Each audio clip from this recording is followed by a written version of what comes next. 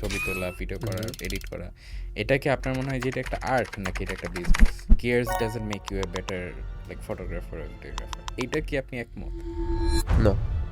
$200-300 পর্যন্ত একটা অ্যাডের জন্য সে স্পেন্ড করতে বুস্ট রাজি। করে। কিন্তু সে প্রোডাকশনের জন্য ইনভেস্ট করতে চায় না। আজ পর্যন্ত যত আমার নতুন ক্লায়েন্ট আসছে, এদের মধ্যে আমি বলব 90-95% আসছে নেটওয়ার্কিং থেকে। এটা তো এআই দিয়ে বানানো যে আমার তোমার দরকার কি? বলছি হ্যাঁ, আপনি এটাই আপনার আমার দরকার কি? আমার আপনার এরকম দরকার নেই। দেখো যে কত ইনসিডেন্ট হইছে ভাই এত মানে ফানি লাগে। কাজ করা থেকে কাজ করতেছে এটা দেখানো দরকার। সিভি বানায় বুঝতে পারে যে ওর এখানে স্কিলস অ্যাড করার মতো কিছু নেই। স্টার্ট থেকে 100K আর্ন করতে যত টাইম লাগছে তার থেকে এক্স্যাক্টলি হাফ টাইম লাগছে আমার 200K টাচ করতে, তার থেকে এক্স্যাক্টলি হাফ লাগছে আমার 300K টাচ করতে। ইনকাম থেকে ইনভেস্টমেন্টে সবচেয়ে বেশি প্রায়োরিটি রাখা উচিত, যে আমার ক্ষেত্রে খুব ইজিলি ক্লায়েন্টরা ফ্রেন্ডে কনভার্ট হয়ে যায়। ওবিসি আগে খুবই বড় একটা বিষয় ছিল, এখন ওবিসি জিনিসটা খুবই কমে আসতেছে, এখন সবাই এবার রিলসের দিকে ফোকাস করতেছে যেটা খুবই একটা বাজে একটা এক্সপিরিয়েন্স হবে আমার ক্লায়েন্টের ক্লায়েন্টের জন্য। জন্য। তো রিসেন্টলি আমরা হচ্ছে বিওয়াইডির সাথে কাজ করি, আমরা গ্যাজেট অ্যান্ড গিয়ার্সের সাথে কাজ করি, প্লাস হচ্ছে জেনেটিক স্পোর্টসের থ্রুতে আমার বিকাশ, এয়ারটেল, ইভেন বাংলাদেশ ফুটবল ফেডারেশনের সাথেও কাজ করার সুযোগ হয়। ক্লায়েন্ট যে টাকা দিচ্ছে সে অ্যাকচুয়ালি কিসের জন্য টাকা দিচ্ছে? ক্লায়েন্টস আনার চ্যানেলটা কিরকম? Number 1 networking, number 2 skills. So hello সবাইকে। আমাদের অনেকেরই অনেক শখ থাকে যে আমরা ক্যামেরা নিয়ে ছবি তুলতে পছন্দ করি বা টুকটাক ভিডিওগ্রাফি, এখন তো ইনস্টাগ্রামের জন্য রিলস অনেকে বানাই। বাট অ্যাকচুয়ালি যারা প্রফেশনালি এটাকে করে, যারা হচ্ছে প্রফেশনাল ভিডিওগ্রাফার, সিনেমাটোগ্রাফার যেটা বলি, বা ফটোগ্রাফার, যেমন ইভেন্টসে লাগে, বিয়েবাড়িতে সবাই দেখছি। তো এই যে ক্যারিয়ারটা, এটা আমার কাছে সবসময় খুব ফ্যাসিনেটিং লাগতো যে আচ্ছা ঠিক আছে, ক্যামেরার এরকম একটা টেকনিক্যাল একটা প্রফেশন, এটাকে কেমনে করতেছে। মানে জিনিসটা হচ্ছে কি, ক্যামেরা জিনিসটা খুবই টেকনিক্যাল, আবার যে ফটো তুলতেছি, ফ্রেমিং করা টরা, এটা আবার খুবই আর্টসি। তো এই দুইটা যে একদম একটা পারফেক্ট একটা কম্বিনেশনে এই প্রফেশনটা আসতেছে। তো আজকে আমরা এমন একজনকে নিয়ে আসছি, নাবিল আজমল সাজিদকে, যিনি হচ্ছে একজন প্রফেশনাল ভিডিওগ্রাফার, ফটোগ্রাফার, এডিটরও বরং। তো আজকে শুনি তার জার্নিটা কেমন, তার কাজে কীরকম কী হয়, মানে ইনকামটাও জিজ্ঞেস করব। আর হচ্ছে যে হ্যাঁ, তার জার্নিটা আমরা শুনি, আপাতত কতদূর কি আসছেন, কতদূর কি যেতে চাচ্ছেন আরও। তো শুরু করি। না ভাইয়া, আসসালামু আলাইকুম। ওয়ালাইকুম আসসালাম। হ্যাঁ ভাই, কি অবস্থা? এই তো আলহামদুলিল্লাহ, আপনার কেমন আছেন? আলহামদুলিল্লাহ, ভালো আছে সব কিছু। তো ভাইয়া, একদম ডিরেক্টলি কিছু হ্যান্ড পিক করা কোয়েশ্চেন বাদ দিয়ে দেখেন আমরা একদম শুরু থেকে আপনার লাইফ জার্নিটা দিয়ে শুরু করি। হুম হুম। মানে জাস্ট লেটস স্টার্ট যাচ্ছে, ঠিক আছে? আপনার চাইল্ডহুডটা কেমন ছিল, আর আস্তে আস্তে ক্যামেরা বা ওই যে ভিডিওগ্রাফির এই দিকটাতে আপনি কেমনে আসলেন? চাইল্ডহুডের সাথে আসলে এখন কারেন্ট লাইফের তেমন কোনো মিলই নেই বলতে গেলে। কজ ছোটোবেলা থেকে আমার একদম যখন ড্রিম জিনিসটা বোঝা শুরু করি হুম, তখন থেকেই ইচ্ছা ছিল হচ্ছে অ্যাজ এ ক্রিকেটার নিজেকে হ্যাঁ, দেখা। তো এইটা আই গেস সবারই ছিল, সাকিব মোরাললেস মাশরাফি কি ইয়েস আমরা ইয়েস ইয়েস, আমাদের এজে আর কি, ওই আমরা ওই এরাটা টাইমে আসলে দেখে। এমনই ছিল যে সবাই ক্রিকেটার হওয়ার হ্যাঁ, একটা মানে ড্রিম হিসেবে সবার ও তো ভিতরে এই জিনিসটা ক্যারি করতো। কিন্তু আহ, যেটা বাংলাদেশের প্রসপেক্টে খুব বেশি কমন, যে যেটা ভাবে এটা হয় না, হ্যাঁ, খুবই স্বাভাবিক। তো মোটামুটি আমি ক্লাস 6-7 পর্যন্ত ক্রিকেটের প্রতি অনেক বেশি ফ্যাসিনেটেড ছিলাম। আহ, তখন পর্যন্ত আমি চাইতাম যে হ্যাঁ কোনো একদিন হয়তো বা কোনো স্টেডিয়ামে খেলার খেল, একটা সুযোগ হওয়া, হ্যাঁ, বাট জিনিসটা আসলে এভাবে হয় নাই। কিন্তু এখন আমার কারেন্ট প্রফেশনের সাথে যে জিনিসটা মানে ফটোগ্রাফি অ্যান্ড আদার এডিটিং জিনিসটা হুম, যেভাবে কানেক্টেড, এটা আমার স্টার্ট হয় মোটামুটি ধরতে পারেন করোনার টাইম থেকে। সো করোনার একটু আগে থেকে 2018-19-এর দিক থেকে হচ্ছে ফটো এডিটিংয়ের প্রতি আমার একটা ফ্যাসিনেশন ছিল। তো ফটো এডিটিং যদিও ক্রিয়েটিভ ফিল্ডের মধ্যে অনেকে এই জিনিসটা কাউন্ট করে না, অ্যান্ড আমিও পার্সোনালি করি না, বাট আমার এন্ট্রেন্সটা ছিল হচ্ছে ফটো এডিটিংয়ের থ্রুতেই। সো ফটো এডিটিং থেকে হচ্ছে ধীরে ধীরে আমার গ্রাফিক ডিজাইনিংয়ে এন্টার করা হয়। গ্রাফিক ডিজাইনিং থেকে কিছু টাইম আমি ইউআই ইউএক্স নিয়েও ছিলাম। হুম। এরপরে এখন কারেন্টলি আমি ভিডিও এডিটিং হচ্ছে আমার কোর স্ট্রেংথ বলতে পারেন। অ্যান্ড ফটোগ্রাফি, সিনেমাটোগ্রাফি এই জিনিসটা আমি আপাতত করতেছি শখের বশেই, but hmm, in a professional scale. আচ্ছা আলহামদুলিল্লাহ। তো আপনি যেটা বললেন যে মনে করেন আমি যতদূর মানুষ চিনি, সবাই either কি আগে ফটো ভিডিওগ্রাফি করতো, ক্যামেরা ইউজ করতো। তারপর যে ওরা এডিটিং, ফটো এডিটিং বা ভিডিও এডিটিং শিখে যে তখন একটু ফটোটাকে কেমনে ম্যানিপুলেট করা যায় বা ভিডিওটা একটু কাটছাঁট করে ট্রানজিশন দেওয়া যায়। বাট আপনার কেসে জিনিসটা উল্টা। আপনি হচ্ছে এডিটিং এর থ্রু তারপর এদিকে আসছেন। এইটা কেমনে? এইটার রিজন কাইন্ডা এমন যে যখন আমি অন্যদের প্রজেক্টগুলো করতাম, যে তারা তাদের কোনো ছবি আমাকে পাঠাতো বা তাদের কোনো ক্যাপচার করা ভিডিও পাঠাতো এডিট করার জন্য। হুম, তো এডিট করার টাইমে আমি ফিল করতাম যে এই জিনিসটা যদি এইভাবে শ্যুট না করে ডিফারেন্ট অ্যাঙ্গেলে শ্যুট করা হতো, হুম, ডিফারেন্ট লাইটিং কন্ডিশনে যদি শ্যুট করা হতো, হুম, তাহলে আই গেস আউটপুটটা আরও বেটার হতো। অ্যান্ড ক্লায়েন্টের ক্ষেত্রে যখন ডেলিভার দেওয়া হয়, কাজ ডেলিভার দেওয়ার ক্ষেত্রে তাদের আমি এভাবে সাজেস্ট করে দিতাম যে নেক্সট টাইম যদি এই টাইপের কোনো প্রজেক্ট আপনার থেকে থাকে বা অনগোয়িং যদি কোনো প্রজেক্টে আপনি কাজ করে থাকেন, তাহলে এই সিম্পল সিম্পল জিনিসগুলো যদি একটু টুইক করতে পারেন, হুম, মানে তাহলে হচ্ছে আপনার টোটাল ভিডিওর আউটপুটটা অনেক বেটার, মানে অনেক ভালো হবে। সো ওইখান থেকেই আমি ফিল করতেছি যদি আমি তাদের সাজেস্ট করতে পারি, তাহলে তো আমি নিজেই করতে পারতেছি। তো যখন ওই যে সেলফ প্রজেক্ট নিয়ে একটু একটু কাজ করা স্টার্ট করি, তখন প্র্যাকটিস পারপোজে জিনিসটা করা হয় যে আমি তো এই জিনিসগুলো খালি ইউটিউবের থ্রুতে দেখছি বা অন্যান্য কন্টেন্ট ক্রিয়েটরদের করতে দেখছি, কখনো তো এই স্ট্রাগলটা নিজে ফিল করি নাই। হুম, তো ওইখান থেকেই আসলে একদম প্রি প্রোডাকশন থেকে শুরু করে আপনার প্রোডাকশন লাইন আপের যত জিনিস যা যা দরকার, লাইটিং থেকে শুরু করে আপনার ক্যামেরা ম্যানেজমেন্ট, ডিওপি, সব কিছুই জিনিসটা আছে একটু একটু করে আর কি একবার করা। সো একটু রিভার্সের দিকে আমার হ্যাঁ। জার্নিটা, বাট ইয়া মানে আমার কাছে জিনিসটা অনেক ইন্টারেস্টিং। হ্যাঁ, মানে সবার ডিফারেন্ট মানে পার্সপেক্টিভ থাকবে। সবাই তো এক লাইনে হবে না। হুম হুম। এটা ঠিক। আচ্ছা, মনে করেন আপনি যখন বললেন আপনি এডিটিং, আপনি আস্তে আস্তে ক্লায়েন্টের কাজ করা শুরু করলেন, তো এটা কেমন ছিল? যে মনে করেন আগে আপনি এটা হবির মতন করতেন, তারপর এটা আস্তে আস্তে এখন আপনার ফুল প্রফেশন হয়ে গেল। হুম এই হুম। প্রসেসটা কেমন ছিল? এটা শুরুর দিকে এডিটিংটা বা ভিডিও এডিটিংটা যদি আমি এভাবে কনসিডার করি, এডিটিংটা আমার স্টার্ট হয়েছিল হচ্ছে ওই হবি থ্রুতেই, মানে জিনিসটা করতে ভালো লাগতো আমার। হুম, অ্যান্ড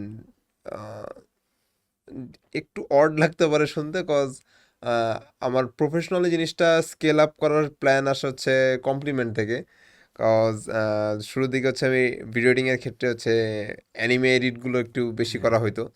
সো অ্যানিমে এডিটের সাথে আমি আবার মার্ভেল ফ্যান বয়। সো মার্ভেলের সাথে অ্যানিমের একটা কোল্যাব করে আমি এন্ড গেম নিয়ে আর কি একটা জিনিস করা হয়, attack on Titan and endgame, ও দুইটার কে? কম্বিনেশনে একটা ভিডিও বানানো হয়। সো এটা পোস্ট করা হয়নি, বাট ফ্রেন্ডদের সাথে জিনিসটা শেয়ার করা হয়েছে মেসেঞ্জারের থ্রুতে।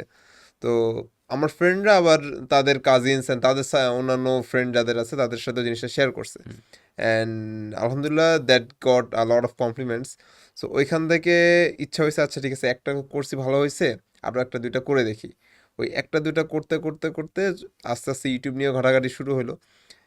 তখন ডিফারেন্ট ডিফারেন্ট জনরা আসলে ডিসকভার করা শুরু হুম, হুম, করলাম যে ভিডিও এডিটিংয়ের মধ্যে আসলে কি কি জিনিস অ্যাভেলেবেল, কত টাইপের জনরাস আসলে হুম। মানুষ কাজ করতেছে, এটা নিয়ে কাজ হচ্ছে। তো একটু একটু করে আস্তে আস্তে ওই বেবি স্টেপ দিয়ে দিয়ে এখন মোটামুটি একটা আলহামদুলিল্লাহ ভালো একটা পজিশনে আর কি। আলহামদুলিল্লাহ। তো এরকম যে এখন ফার্স্ট ক্লায়েন্ট, হুম। ওইটা কেমন? ওই এক্সপেরিয়েন্সটা কেমন? যে একটা ফার্স্ট ক্লায়েন্টকে আপনি হয় আপনি অ্যাপ্রোচ করে করে একটা ক্লায়েন্ট অ্যাকোয়ার করছেন বা কোনো ক্লায়েন্ট আপনাকে বলছে, "আচ্ছা আমার একটা কাজ আছে, এটা কিন্তু করে দিতে পারো নাকি?" ওইটা আমার কি? ফার্স্ট ক্লায়েন্ট ছিল হচ্ছে গ্রাফিক ডিজাইনিং এর থ্রুতে। আচ্ছা। যেটা বললাম যে আমি তো শুরুতে ডিজাইনার ছিলাম। হুম, হুম, হুম। তো একদম ইনিশিয়ালি আমার ক্লায়েন্ট ওয়ার্ক করা হয় গ্রাফিক ডিজাইনের থ্রুতেই। অ্যান্ড শুরুতে আসলে করা হয়েছিল, বাট ওইটা আসলে ওইরকম ইনকাম ওরিয়েন্টেড এরকম ছিল না। কজ আমি মনে হয় খুব সম্ভবত ক্লাস 9 বা 10 এর দিকে হচ্ছে আমি গ্রাফিক ডিজাইনিং, বা স্পেসিফিক্যালি যদি বলতে হয় আমি টি শার্ট ডিজাইনিং দিয়ে হুম, আসলে হুম, হুম। স্টার্ট করি। ওই টাইমে আমাদের র্যাগ ডের একটা প্রচলন তো থাকেই, স্কুলে হ্যাঁ, হ্যাঁ। শেষ হয়ে যাবে। তো র্যাগ ডের ডিজাইন নিয়ে অনেক বেশি ঘাটাঘাটি করতে করতে জিনিসটা আরও বেশি রিফাইন করা হয়। But end of the day আসলে আমাদের র্যাগ ডেতে আমার ডিজাইন সিলেক্ট হয় না। বাট ওই যে পিছে যে একটা টাইম দেওয়া, একটা টাইম ইনভেস্ট করা, একটা যে লার্নিং এখান থেকে অলরেডি অ্যাকোয়ার করা হয়েছে, ওইটার থ্রুতে আসলে সামনে আগানো। এরপর আম, যখন কলেজে কলেজে হচ্ছে আমার আবার র্যাগডের ডিজাইনটা অ্যাপ্রুভ হয়। ওইটার থ্রুতে বলতে পারেন অফিসিয়ালি ডিজাইনিং থেকে আমার ইনকামটা আসে। আচ্ছা। এরপরে টুকিটাকি এদিক সেদিক ডিফারেন্ট পরিচিত মানুষের থ্রুতে, যে ও তো এই কাজটা করতে পারে, হুম, হুম। সো ওকে দিয়ে দেখো যে কেমন কি আউটপুট দিতে পারে। তো এইভাবে নেটওয়ার্কিং এর থ্রুতে বলেন বা এরকম পরিচিতির থ্রুতে বলেন, আস্তে আস্তে জিনিসটা ওইভাবে একটু আহ, ছোট হলেও স্কেল আপ করা হয়। অ্যান্ড ওইখান থেকে আসলে আমার অ্যাকচুয়াল ইনকামের জার্নিটা শুরু। মানে এটা তো গ্রাফিক ডিজাইনার, লেটস সে যে ফটোগ্রাফি বা ভিডিওগ্রাফির জন্য হুম। এরকম ফার্স্ট ক্লায়েন্ট কি কি ছিল? ফটোগ্রাফির জন্য আহ, ওইভাবে আসলে আমার খেয়ালও নাই এখন, cause it's been about 3 to 4 years ফটোগ্রাফির ক্ষেত্রে যেটা। অ্যান্ড ফটোগ্রাফি আসলে যেটা বললাম যে আমার হবি থেকে জিনিসটা হুম আসলে হুম হয়েছে, হুম এটা ওইভাবে আম, মানে মনিটাইজ করার প্ল্যান এরকম ছিল না। আহ, এটা আসলে ভাবতে গেলে একটা কথা মনে পড়ে অলওয়েজ, যে যখন আমি ক্লাস 8-এ উদ্ভাসে ভর্তি হুম হই। হুম তো উদ্ভাসে এক ভাইয়া ক্লাস নিছিল, সে খুব সম্ভবত ওনার নামও সোহাগ ছিল। সো উনি ম্যাথ পড়াইতো। উনি বলছিল যে যদি এমন কোনো কাজ তুমি খুঁজে পাও যেটা তুমি ফ্রি হলেও করবা, তোমার এখান থেকে তুমি ইনকাম করতে পারতেছো না, তাও কি তুমি জিনিসটা করবা? হুম হুম এমনকি কোনো কাজ মানে কোনো টাইপের কাজ কি এক্সিস্ট করে কিনা?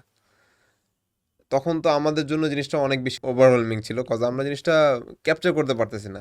সে নিজে থেকে জিনিসটা স্টোরিটা বলতেছে, যে তার একজন ফ্রেন্ড ছিল, যে সে হচ্ছে ইন্টেরিয়র ডিজাইনিং অনেক বেশি পছন্দ হুম করতো। হুম তো আহ, সে ওই ফ্রেন্ডকে এই কথাই বলছিল যে হ্যাঁ, আমি যদি কোনো ইন্টেরিয়র ডিজাইন যদি দরকার হয়, কেউ যদি আমাকে পে নাও করে, আমি এটা করে দিতে রাজি বা আমি করতে ইচ্ছুক। হুম বাট তুমি যদি এই জিনিসটাকে মনিটাইজ করতে পারো, তাহলে তুমি মানে জিনিসটা কেন করবা না? মানে টোটাল কনসেপ্টটা এমন ছিল যে এমন কোনো কিছু খুঁজে বের করো যেটা তুমি ফ্রি হলেও করবা, কিন্তু ওই জিনিসটাকে তুমি ইন ফিউচার মনিটাইজ করার একটা পসিবিলিটি থাকতে হবে। হুম এইটার থ্রুতে তুমি ওই যে কাজের ক্ষেত্রে যে অনেকে বোরিংনেস চলে আসে, হুম হুম হুম একটা কাজ করতে ভালো লাগতেছে না, ডিপ্রেশন চলে আসতেছে, এই জিনিসগুলো আসলে তখনই হয় যখন আসলে কেউ এনজয় করে না। বলাটা অনেক ইজি যে আচ্ছা কাজ, মানে কোনো একটা কাজ করতেছে এনজয় করা, মানে খুবই একটা পার্সপেক্টিভের বিষয় এখানে চলে আসে। কিন্তু তখনই এটা পসিবল যখন আসলে আমি নিজেই টোটাল জিনিসটাকে নিজের মধ্যে ধারণ করতেছি, বা মানে আমি অ্যাকচুয়ালি ফিল করতেছি জিনিসটা আমার জন্য, বা আমি এই কাজের সাথে কানেক্টেড কোনো না কোনোভাবে। হুম কেউ যদি আমাকে 2019-20-এর দিকেই, তখন আমার কোনো ফ্রেন্ড যদি এরকম ইয়ে করতো যে ছবি তুলে বলতো মামা এটা একটু এডিট করে দেয়, দিতাম। আমার কখনো এটা যে মনিটাইজ করতে পার একটা পসিবিলিটি আছে এই হ্যাঁ টাইপের কোনো ভাবনাও ছিল না আমার। তো ওইভাবে করতে করতেই জিনিসটা আমিও ফিল করতেছি যে জিনিস আমি যদি এই কাজটা করি, কেউ যদি আমাকে টাকা নাও দেয় বা আমাকে যদি পে নাও করে, আমি করে দিতে রাজি। ইভেন এখনও আমি অনেকের সাথে এভাবে এমন দিলেও হুম যাই যে যদি অনেক এমার্জেন্সি দরকার হয়, আই ক্যান হেল্প, টাকা পয়সা নিয়ে এখন চিন্তা করার দরকার নেই। এমনও অনেকের সাথে রিসেন্টলিও কথা হয় এই হুম টাইপের প্রজেক্ট নিয়ে। সো ইয়া, ইটস লাইক যে আমি কাজটা পছন্দ করতেছি, দ্যাটস বিকজ আমি জিনিসটা করতেছি। বাট যে জিনিসটা আমি অ্যাজ এ হবি করতেছি হুম বা হুম আমার ভালো লাগা থেকে করতেছি, সেই জিনিসটা অন্যজনের কাছে কাজের সমান। হুম সো এইভাবে আসলে ওই আমার টোটাল ইনকাম জার্নিটা আসলে এটা বলতে গেলে খুবই অড লাগে, কারণ অলরেডি মার্কেটে অনেক হিউজ হিউজ মানুষজন আছে, হুম তাদের হুম সামনে আমি খুবই ছোট, বা হ্যাঁ মানে সোলোপ্রেনার বলতে পারেন। বাট ইয়া, মানে কোথাও না কোথাও তো স্টার্ট করতে হবে। আচ্ছা, তাহলে একটা জিনিসটা খুবই জোস এটা যে আপনার আপনি একটা হবি থেকে আস্তে আস্তে এটা আপনার হুম, প্রফেশন হুম, হুম। হিসাবে হয়ে গেল, খুবই ন্যাচারালি হয়েছে, এমন তো না আপনি জিনিসটা ফোর্স করছেন, না, না, না, হয়ে গেছে, একদমই না। কাজ করতে করতে মানে হয়ে এই জিনিস গেছে। আমি যখন মানে জিনিসটা নিয়ে প্র্যাকটিস করতে থাকতাম, প্র্যাকটিস করার টাইমেও এই চিন্তা আসতো না এই জিনিসটা যদি আমি হুম সেল করতে পারবো কিনা, বা মানে এই জিনিসটা আমি করতেছি এটা আমি কতটা ব্যাক পাবো, আমি টাইম ইনভেস্ট করতেছি কতটা, কতটা মানিটারি ভ্যালু আমি এখান থেকে রিটার্ন পাবো, হুম ওই চিন্তাগুলো আসলে করতাম না, আচ্ছা হ্যাঁ, বা করার কথাও ভাবতাম না। এই জন্যই অটোমেটিক মানে হয়ে আপনি এত গেছে, এক্সপ্লোর করতে পারছেন। অটোমেটিক হয়ে গেছে জিনিসটা। ওকে, দ্যাটস গুড। তাহলে ভাই একটু জাস্ট শুনি, মানে আমার হুম, হুম, কাছে একটা জিনিসটা খুবই জোস লাগে যে camera camera gears, lights, lens, এইটা নিয়ে একটু দেখি, বলেন আপনার কিরকম গিয়ার্স ইউজ করেন, বা মানে আপনার গিয়ার স্ট্রাকচারটা কি? কারণ সবার মধ্যে একটা ধারণা থাকে যে আচ্ছা ক্যামেরা ক্যামেরা মানে তো খুব অনেক টাকা ব্যাপার, অনেক মনে করো 2 লাখ টাকা দিয়ে আমি একটা মানে বডি কিনবো, 3 লাখ টাকা দিয়ে লেন্স কিনবো, এই কিনবো সেই কিনবো, মানে কেনার শেষ নাই। হুম, হুম, হুম। একটা ছোট্ট সামান্য একটা এসডি কার্ড ৩৫-৪০ হাজার টাকা, এমনও দেখছি আমি ভাই, মাথায় হাত হয়ে যায়। তো এই গিয়ারটা আপনি কিভাবে দেখেন? আহ, আমি জিনিসটাকে কাইন্ডা এভাবে বলতে পারেন। আমি মানে আমাকে আমার ফ্রেন্ডরা বলেন বা তাদের পরিচিত কেউ যখন এসে বলে যে ভাই আমি হুম, ফটোগ্রাফিতে ইন্টারেস্টেড হুম, বা এই ফিল্ডে আমি কানেক্টেড হতে চাই, আমি একটা লাইন সবসময় সবাইকে বলি যে ওয়ার্ল্ডে এক্সিস্টিং সবচেয়ে মানে যত হবিজ আছে, ওয়ার্ল্ডের এক্সিস্টিং হবিজগুলোর মধ্যে ফটোগ্রাফি বা এই প্রোডাকশন ওরিয়েন্টেড জিনিসটা one of the most expensive হবির মধ্যে পড়ে, হুম, কজ হুম, এটার কোনো লিমিট নেই। আমার কাছে একটা বডি আছে, আমি ক্যামেরা একটা বডি, আজকে একটা পারচেস করছি, কালকে মনে হবে যে আমার আরেকটা দরকার। হ্যাঁ, সো এইটা টাইম টু টাইম জিনিসটা ডিমান্ডটা বাড়তেই থাকবে, এটা হ্যাঁ, আসলে কমার আসলে চান্স নাই। হুম, আজকে ক্যামেরা, কালকে লাইট, পরশুদিন লেন্স, হুম, আর তারপরের দিন গিয়ার্স, অন্য হ্যাঁ, কোনো ট্রাইপড, মানে এটা শেষ নেই। বাট স্টার্টিংটা কোথাও না কোথাও থেকে আসলে করতে হবে। আমার স্টার্টিংটা ছিল হচ্ছে ক্যাননের 2000D। এককালের জাতীয় ক্যামেরা। এটা আমি আমার ফ্রেন্ডের কাছ থেকে ধার নিয়ে করছিলাম, যে ও আহ, বলছিলাম যে আচ্ছা তোর তো ক্যামেরা আছে, এটা তো হুম, বাসায় তুই ইউজ করস না, তুই আমাকে একটু দে, একদিন 2 দিনের জন্য দে, তুই আমি পরে আবার ফেরত দিয়ে দিব। তো ওর থেকে ক্যামেরাটা নেওয়া হয়। ক্যামেরা নিয়ে যতটুকু মনে আছে আমার হচ্ছে এসএসসির পরে, এসএসসি শেষ হয়ে গেছিল, হুম, আমাদের হুম, হুম, করোনার এখনো স্টার্ট হয়নি, হ্যাঁ, হ্যাঁ, মার্চের 16 তারিখ থেকে হচ্ছে ইয়ে হয়। সো ফেব্রুয়ারি লাস্টের দিকে হচ্ছে ওর কাছ থেকে ক্যামেরাটা নেওয়া হয়। পরে আমি জাস্ট ওই ইউটিউবে হচ্ছে স্ট্রিট ফটোগ্রাফি অনেক বেশি দেখতাম। আহ, মানে অনেক ফ্যাসিনেটিং লাগতো যে এইভাবে এক্সপ্লোর করতেছে সব হ্যাঁ, কিছু। ঘুরতেছে একটা ছোট্ট একটা হ্যাঁ ক্যামেরা হ্যাঁ নিয়ে। হ্যাঁ হ্যাঁ। সো মানে পিকচার্সগুলো খুব সুন্দর হুম, হুম, আসতেছে। হুম, তো ওই জিনিসটা আমি ট্রাই করার জন্য এরকম ওর কাছ থেকে ক্যামেরাটা নিই। একদিন যাই গুলশান 1 থেকে গুলশান 2 শাহাবুদ্দিন পার্ক পর্যন্ত হ্যাঁ, হাঁটতে থাকি, ছবি তুলতে থাকি। রাত হয়ে যায়।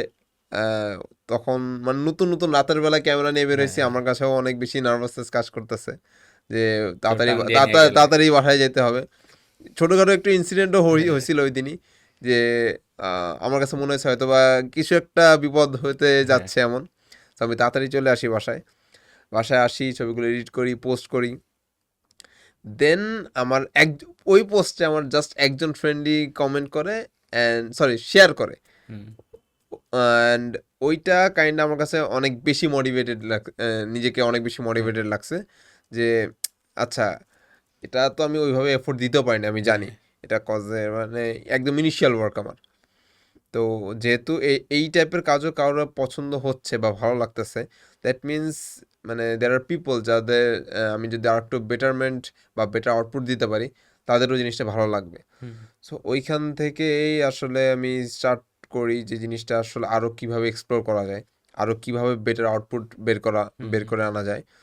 তো ক্যামেরা ওকে মানে ফেরত দিয়ে দিতাম, আবার 1 সপ্তাহ 2 সপ্তাহ পরে আবার নিয়ে আসতাম, হ্যাঁ, আবার দিয়ে আসতাম, এই টাইপের করতে করতেই ফার্স্ট আমার ফটোগ্রাফি ওরিয়েন্টেড ক্লায়েন্ট, মানে একদম কর্পোরেট লেভেল যদি আমি কনসিডার করি, ওই ক্যামেরা দিয়েই কভার করা, 2000D দিয়েই।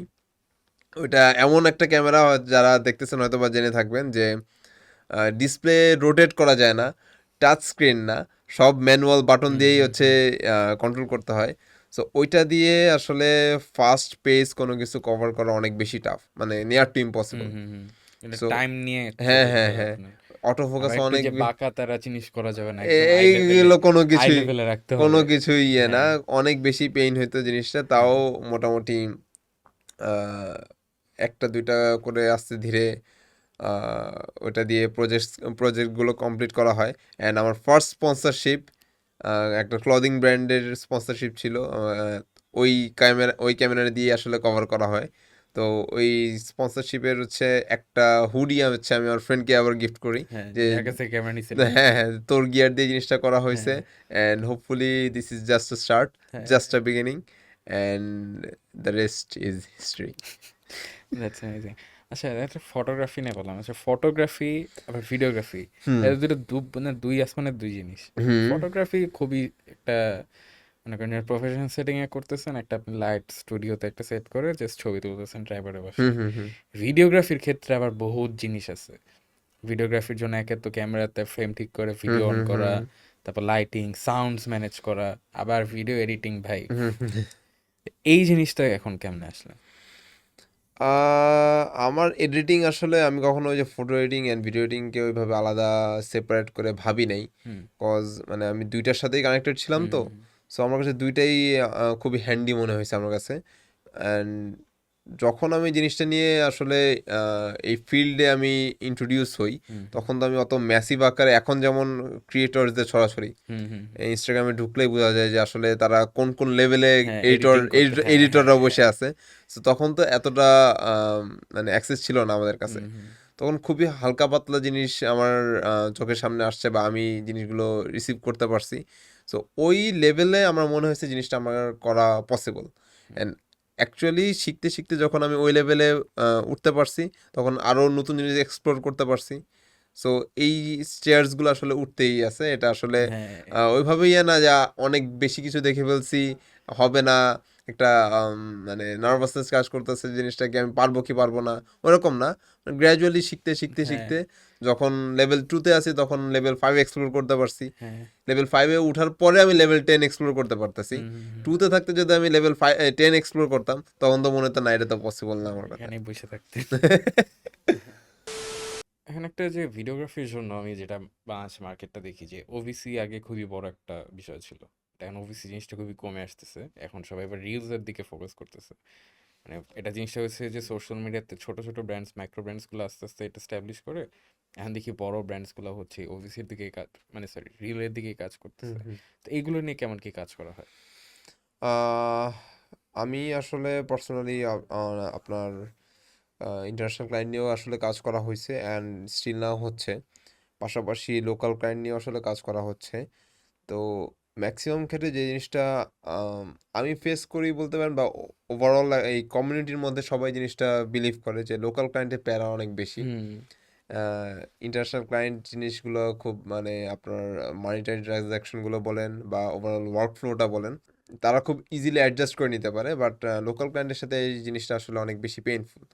বাট থ্যাঙ্কফুলি বলেন, কিছু কিছু বাজে এক্সপিরিয়েন্স হয়েছে, but I take it as an experience. So next time কারোর সাথে ডিল করতে গেলে জিনিসটা ওইভাবে প্রিপেয়ার করা যায়। হুম তো রিসেন্টলি আমরা হচ্ছে বিওয়াইডির সাথে কাজ করি, আমরা গেস্ট অ্যান্ড গিয়ার্সের সাথে কাজ করি, হুম হুম প্লাস হচ্ছে জেনেটিকি স্পোর্টসের থ্রুতে আমার বিকাশ, এয়ারটেল, ইভেন বাংলাদেশ ফুটবল ফেডারেশনের সাথেও কাজ করার সুযোগ হয়। হুম সো ওভারঅল এক্সপিরিয়েন্সটা অনেক ভালোই বলতে পারেন। অ্যান্ড যে জিনিসটা ওই আপনি বললেন যে ওবিসি থেকে রিলসে ফোকাস বেশি, এটা অ্যাকচুয়ালি খুবই নর্মাল এখন হয়ে গেছে, কজ মানুষজন, আমি আপনিও খুব অনেক বেশি টাইমে কিন্তু আমরা রিলসে হচ্ছে স্পেন্ড করি। সো রিল এখন জিনিসটা আপনার কনজিউমারের কাছে পৌঁছানোর জন্য অনেক বেশি ইজিয়ার হুম রাদার দেন এ কমপ্লিট ওভিসি। আমরা যখন ম্যারিকোর সাথে কাজ করি, ম্যারিকোর একটা ওভিসি নিয়ে কাজ করা হয়।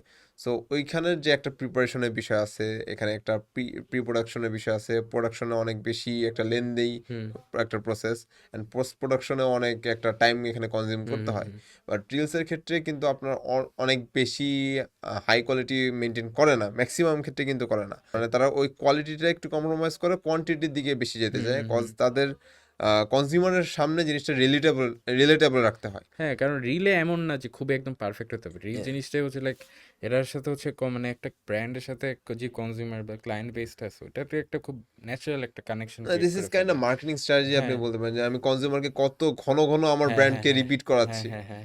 রেদার দেন যে আমি ওটা খুবই অল্প টাইমই শো করতে পারতেছি বাট অনেক প্রিমিয়াম। হুম। এটার থেকে ম্যাক্সিমাম টাইমই যদি আমার ব্র্যান্ড আমাকে দেখতে পারতেছে, হ্যাঁ হ্যাঁ হ্যাঁ। আমার কনজিউমার আমাকে দেখতে পারতেছে, তারা আমার ব্র্যান্ডকে চিনতে পারতেছে, সেটা আমার অ্যাজ এ হোল বিজনেস সেটা কিন্তু বেশি বেনিফিশিয়াল।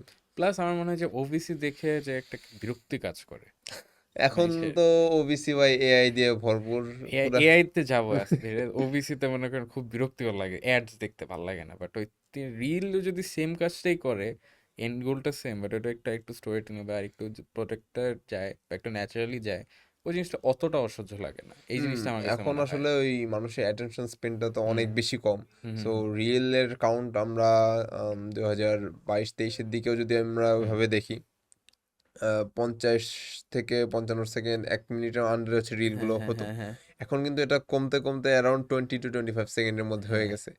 ইভেন অনেকে এর থেকে কমও ডিমান্ড করে। আমার অনেক ইন্টারন্যাশনাল ক্লায়েন্টও এরকম আমাকে বলে 10-12 যে সেকেন্ড। 10 থেকে 12 সেকেন্ডের মধ্যে হ্যাঁ, রিলটা হচ্ছে এন্ড করে দেওয়ার জন্য। হ্যাঁ, হ্যাঁ, হ্যাঁ। সো তারাও লুপে বুঝে। লুপে চলতে হ্যাঁ, থাকবে হ্যাঁ, হ্যাঁ, এটা লাগে লুপ, বাট একটা হ্যাঁ, লুপ রাখতে হ্যাঁ। তারা চায়।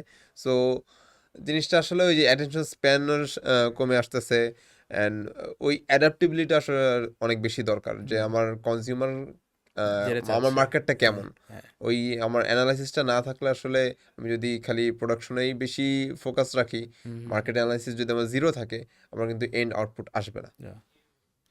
ওকে, দ্যাটস কুল। আচ্ছা, এআই যাবো একটু পরে, যাচ্ছি দাঁড়ান। ইয়াতে যেটা আরেকটা হচ্ছে, যেটা বললেন যে মাঝখানে একটু বলছেন, মেনশন করছিলেন যে কমিউনিটি একটা, হুম। তো বাংলাদেশে এরকম কি ভিডিওগ্রাফার বা এডিটর এদের একটা খুব স্ট্রং কমিউনিটি আছে? ভিডিওগ্রাফার অ্যান্ড এডিটরের কমিউনিটিটা আসলে আলাদা। হুম, হুম, হুম, এডিটরের কমিউনিটি আপনি বলতে পারেন মোটামুটি strong compare to other communities. Hmm, but videographer and photographer যে কমিউনিটিটা, এটা হচ্ছে আহ, মানে কি বলবো, অনেক কনজারভেটিভ পিপলও এখানে আছে, হুম, হুম, অনেক এক্সট্রোভার্টও আছে। হুম, সো সব মিলিয়ে আসলে জিনিসটা অনেক বেশি ব্রড এরকম না। পিপল, দেয়ার আর পিপল হুম, যে গ্রুপে মেম্বার হিসেবে অ্যাড হয়ে আছে, হুম, বাট হুম, ওইভাবে অ্যাক্টিভ না। অ্যাক্টিভ না, হ্যাঁ। বাট ভিডিও এডিটিংয়ের ক্ষেত্রে আমি পার্সোনালি বাংলাদেশের টপ রেটেড যেই কমিউনিটিগুলোর সাথে কানেক্টেড, তাদের ম্যাক্সিমামই কিন্তু অ্যাক্টিভ। হুম, হুম, হয়তোবা এমন থাকে যে তার ওই গ্রুপে বা ওই কমিউনিটিতে কিন্তু ক্লায়েন্টসরাও কিন্তু এখানে হুম, জয়েন হয়ে হুম, থাকে, হুম, হুম, just not for the editors. হ্যাঁ। সো তারা যখন তাদের কাজগুলো শোকেস করতেছে, তখন ক্লায়েন্টসরাও কিন্তু নোট করতে ক্লায়েন্টসরাও পারছে। কিন্তু জিনিসটা নোট করতে পারতেছে। তো এটা আমি অনেককেই সাজেস্ট করি, যারা আমাকে যে ফিল্ডে নতুন ঢুকতে পারছে বা ঢুকার ইচ্ছা, কিভাবে কি জিনিসটাকে স্টার্ট করতে পারে বা ক্লায়েন্ট কিভাবে হান্ট করতে পারে। হুম, হুম, হুম। তো তাদের জন্য এটাই সাজেশন থাকবে, যে post as much as you want in those group. So কেউ না কেউ জিনিসটা নোটিস করবে। মানে হ্যাঁ, ভিডিওগ্রাফার, ফটোগ্রাফার এডিটর অনেক বেড়ে গেছে মার্কেটে, বাট হুম, এটা মার্কেট ডিমান্ডও তো অনেক হুম, বাড়ছে। হুম, হুম, হুম। এআই দিয়ে কিছুটা ইজি হইছে, বাট এমন তো না যে ভাই নাই এআই করে দিয়ে দিছে। আসলে জিনিসটা হ্যান্ডি হয়েছে, বাট এটা হুম, আসলে কমপ্লিট হয় নাই। হুম, হুম, হুম, এআই, যারা অ্যাকচুয়ালি প্রফেশনাল, তারা কিন্তু এআই ইউজ করতেছে টু, মানে কি বলবো এটাকে, তাদের একটা আছে হেল্পিং হ্যান্ড হুম, হিসেবে। হুম, হুম, সাপোজ তাদের একটা কাজ করতে এখন আগে লাগতো 3 থেকে 4 ঘন্টা একটা কমপ্লিট ভিডিও এডিট হুম, করতে, সেটা এখন সে 10 থেকে 15 মিনিটের মধ্যে জাস্ট ওই পার্টিকুলার ক্লিপটা সে করতে হুম, পারতেছে। হুম, সো ওই টাইমটা কিন্তু সে সেভ করে ফেলতে পারতেছে। কিন্তু এমন না যে এআই দিয়ে সে কমপ্লিট ভিডিওটা এডিট করে ফেলতে পারতেছে। এখনও এআই অতটা ডেভেলপ না। ইন ফিউচার হয়তো বা হতেও পারে, মানে দেয়ার আর চান্সেস। বাট এখন যেভাবে এআই জেনারেটেড ভিডিওগুলা মানে সোশ্যাল মিডিয়াতে অনেক বেশি ভাইরাল বলতে পারেন, আহ, আমরা দেখি এটা আসলে হ্যাঁ, আমার অ্যাজ মাঝে এ মাঝে এডিটর এটা আসলে আমার কাছে খুব বেশি খারাপ লাগে, ফ্র্যাঙ্কলি স্পিকিং, কজ কনজিউমার জিনিসটা অন্যভাবে নিচ্ছে। কারণ আমি একটা রিসেন্ট এই রোজার টাইমেও যখন মাঝে মাঝে টিভিতে অ্যাড দেখতাম বা আমার সোশ্যাল মিডিয়াতে যখন অ্যাড আসে, আমি দেখি কিছু বাংলাদেশের এস্টাবলিশড ব্র্যান্ড, অনেক পুরান ব্র্যান্ড, হ্যাঁ, এরা হচ্ছে এআই জেনারেটেড অ্যাডস দিতেছে। মানে এত বিরক্তিকর লাগে, মানে এত মানে এত মানে নিতেই পারি না জিনিসটা, আমার কাছে খুবই মানে না, এইটা আসলে বিরক্তিকর লাগে আমার। যারা মার্কেটিং পজিশন হোল্ড হ্যাঁ, করতেছে তাদের, জিনিসটা বললে কন্ট্রোভার্সিয়াল হয়ে যাবে, যে তারা তাদের মার্কেটে অনেক বেশি অ্যাকনলেজড না। তারা তাদের যে অডিয়েন্স, হুম, হুম, তারা কি চাচ্ছে সেই জিনিসটা নিয়ে তারা অত বেশি ঘাটাচ্ছে না। ব্যবসা চলতেছে, বিজনেস গোয়িং হ্যাঁ, অন, হ্যাঁ, ওইরকমই। একটু কস্ট কাটিং করে হ্যাঁ, ফেলতেছে। একটু এই যে একটু কস্ট কাটিং, কজ তারা ভাবতেছে আমি যদি একটা ওবিসি বানাইতে চাই, হুম, আমার একটা টিম আগে সেট করতে হবে, সেট ইনহাউস টিম, যারা এই জিনিসটাকে হ্যান্ডেল করবে। মানে একটা টোটাল বেস ক্রিয়েট করবে। হুম, হুম, পরে এখানে আমার বাইরে থেকে হয়তো কোনো এজেন্সি হায়ার করতে হবে বা কোনো ইন্ডিভিজুয়াল ফ্রিল্যান্সার হায়ার করতে হবে, যে আমার হ্যাঁ, টোটাল প্রোডাকশনটা করে দিবে হুম, with hmm, the post production. So কত এটা কিছু কিন্তু আছে। অনেক লেন্দি হ্যাঁ, একটা প্রসেস। এআই দিয়ে আসলে কেউ একটা যদি এসে প্রম্পট দিলেই। বলতেছে যে ভাই আমি করে দিতে পারবো, 10 থেকে 15 মিনিট লাগবে, আপনি দেখেন জিনিসটা কেমন হয়। ও যদি দেখে যে আচ্ছা 10 মিনিটের মধ্যে আমার এরকম একটা সে ভিডিও হয়ে গেছে, হ্যাঁ, তাহলে আমি এটা পোস্ট করে দিতেছি, আমার ভাবতেছি তো আমার তো হয়ে টাকা গেছে। টাকা হ্যাঁ, বেঁচে গেল। হ্যাঁ। এইচআরের ক্ষেত্রে যে জিনিসটা অনেক বড় টেন্ডেন্সি থাকে, যে আমি কোম্পানির কস্ট কমায় আনতে পারছি। হ্যাঁ, হ্যাঁ। সো এই জিনিসটা কনজিউমারের জন্য অনেক বাজে একটা এফেক্ট ফেলতেছে। হুম, হুম, কজ এআই ওরিয়েন্টেড এটা মানুষ ফান হিসেবে নিচ্ছে। হুম। বাট এআই যে কন্টেন্টগুলো এটা কিন্তু ম্যাক্সিমাম যারা দেখতেছে এটা কিন্তু ফান বা এন্টারটেনমেন্ট পারপোজে দেখতেছে, বাট প্রফেশনাল স্কেলে জিনিসটা আসলে এখন অ্যাকসেপ্টেবল না। True, true. আচ্ছা তাহলে এআই যেহেতু আসছে মানে কারণ এআইটাকে আপনি কিভাবে দেখেন? হেল্পিং হ্যান্ড, আর কিছু না। মানে কিরকম হেল্প নেন আপনি এআই থেকে? সবচেয়ে বেশি হেল্প আমার যেটা নেওয়া হয় সেটা হচ্ছে স্ক্রিপ্ট জেনারেশনে হুম, বা ব্রেন স্ট্রমিংয়ে। হুম, হুম, অ্যাকচুয়াল ভিডিও এডিটিংয়ের জন্য আমি যদি জাস্ট ভিডিও এডিটিং নিয়ে কথাবার্তা হুম, বলি, হুম, হুম, গ্রাফিক ডিজাইনের ক্ষেত্রে কিছু কিছু এআই মোটামুটি একটা ভালো পজিশনে আছে বলতে পারেন। হুম। বাট ভিডিও এডিটিংয়ের জন্য আমার কোর কনসেপ্ট যদি না থাকে, আমি যত এআই ইউজ করি না কেন আমি আউটপুট ভালো আসবে না।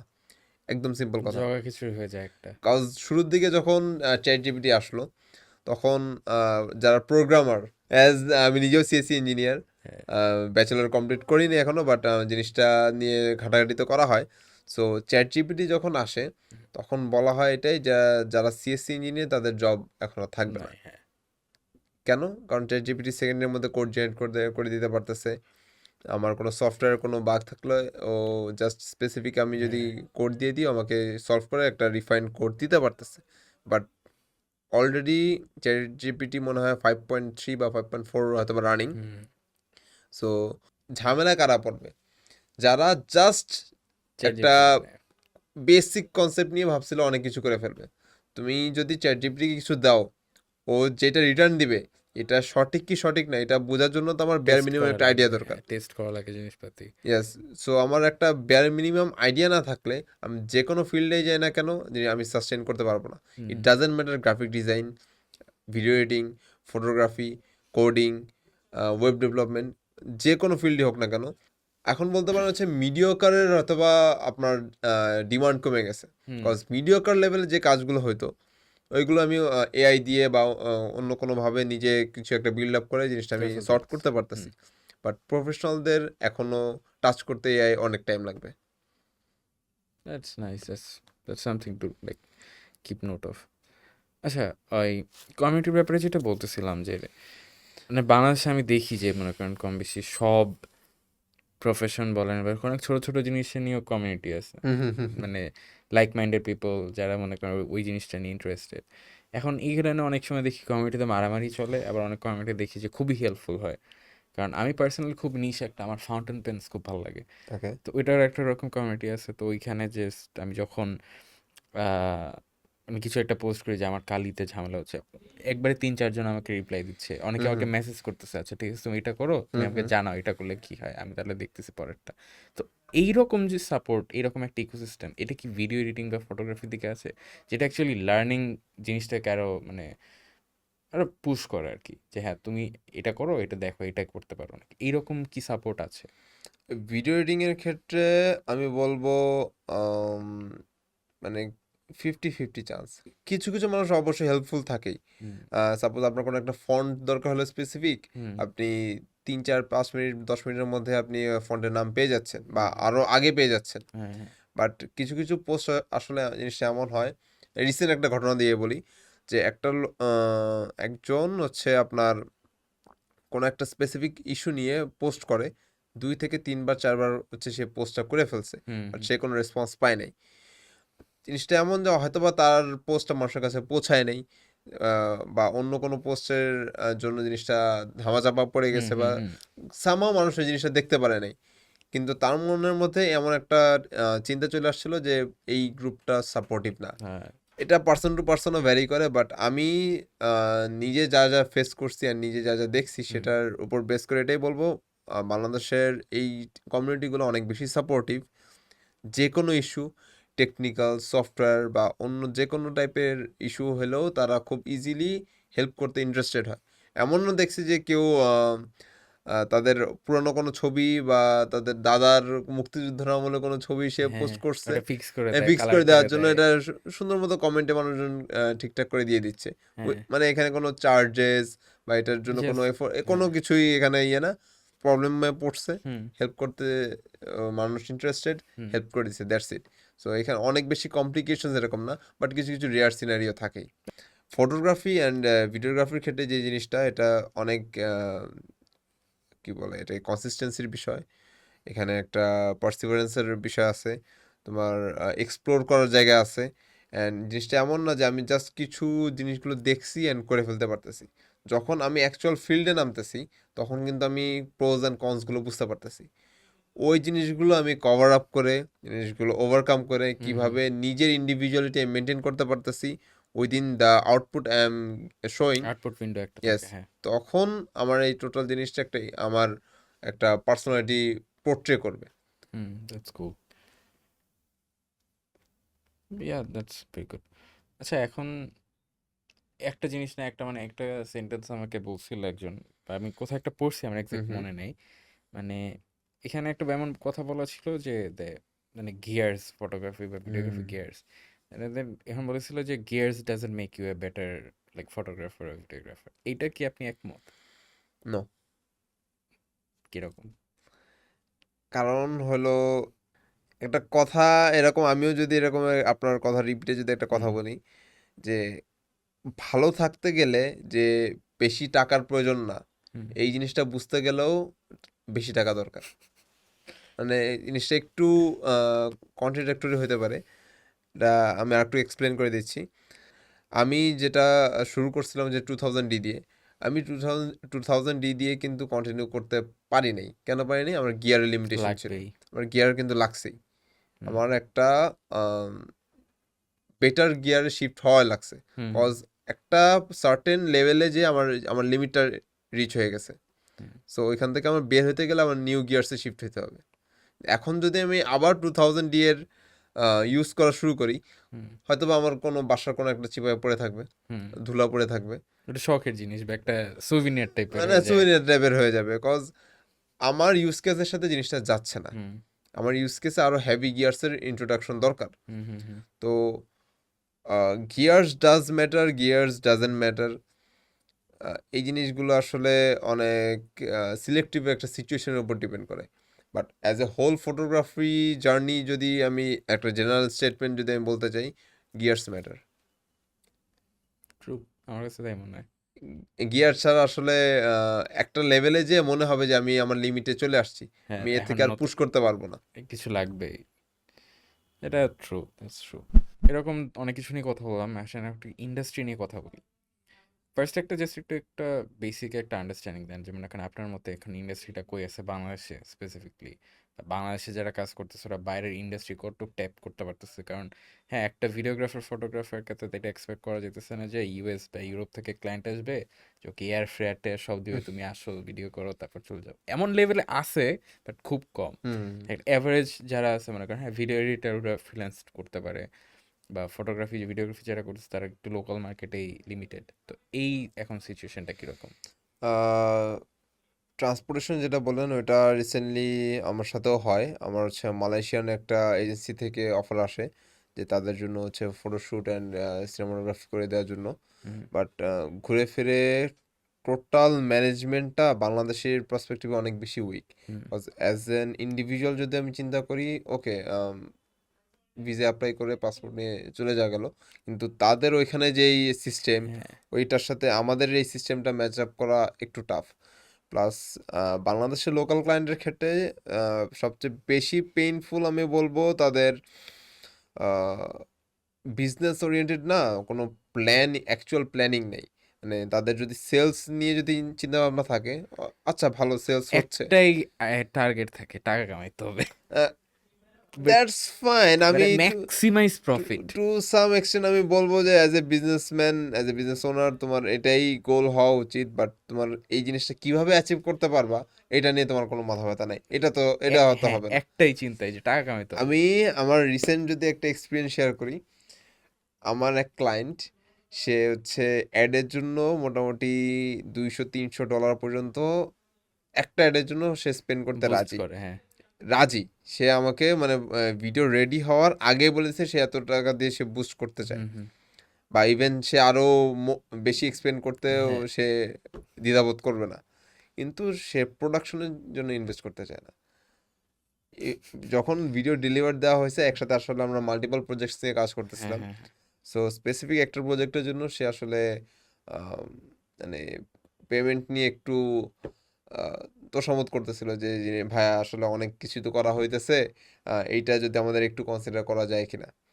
মানে বাট তখন আগের থেকে তো ডিল করে নিছেন যে হ্যাঁ এটার হ্যাঁ হ্যাঁ এগেইনস্ট এত, তো তারপর এটা না এই কেমন কথা? জিনিসটা সে আমাকে যখন বলছে যে সে এত পর্যন্ত স্পেন্ড করতে রাজি তার অ্যাডের হ্যাঁ, জন্য, হ্যাঁ, আবার সে আমাকেই বলতেছে তার কাছে বাজেট নেই এই জিনিসটার জন্য অ্যালোকেট করা, মানে আমার কাছে জিনিসটা এত কন্ট্রাডিক্টরি হিপোক্রিটিক্যাল। লাগছে যে আমি তাকে কি রিপ্লাই দিব। মানে তুমি কি ভুলে গেছো যে আমাকে তুমি এর আগে কি হ্যাঁ, কথা বলছিলা যে তোমার কাছে বাজেট নাই আমাকে এখন বলতেছো, কিন্তু তুমি অলরেডি বাজেট এত পরিমাণে স্পেন্ড করার প্ল্যান করে ফেলছো। এখন কি বলবো আর। সো এই টাইপের ইস্যুগুলো হইতেই থাকে।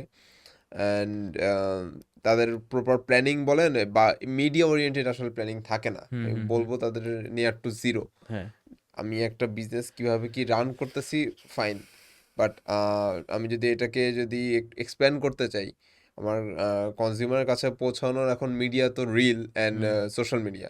সো সোশ্যাল মিডিয়া অ্যান্ড রিলসের থ্রুতে যদি আমি কোয়ালিটি কন্টেন্ট প্রোভাইড করতে না পারি, সেটা তো ঘুরে ফিরে আমার বিজনেসের উপরে এফেক্ট করবে। তুমি বলতেছো যে তোমার সেলস নাই, তোমার সেলস হবে কিভাবে যদি তুমি তোমার প্রোডাক্টটা তো কাস্টমারকে দেখাতে হ্যাঁ, হবে। তুমি যদি পৌঁছানোর জন্য যতটুকু এফোর্ট দেওয়া দরকার, ওইখানে যতটুকু ইনভেস্টমেন্ট দরকার, তুমি যদি ওই জিনিসটা না করতে চাও, জাস্ট ম্যাক্সিমাইজিং দ্য প্রফিট, এটা তো তোমার বিজনেসের অ্যান্সার হতে পারে না। হুম, হুম, তোমার তো হোল প্রসেসটা মেনটেন করতে হবে। ট্রু। সো লোকাল ক্লায়েন্টের ক্ষেত্রে তারা এই জিনিসটাই করতে চায় না। সেকেন্ড, তারা হচ্ছে টাইম দিতে চায় না।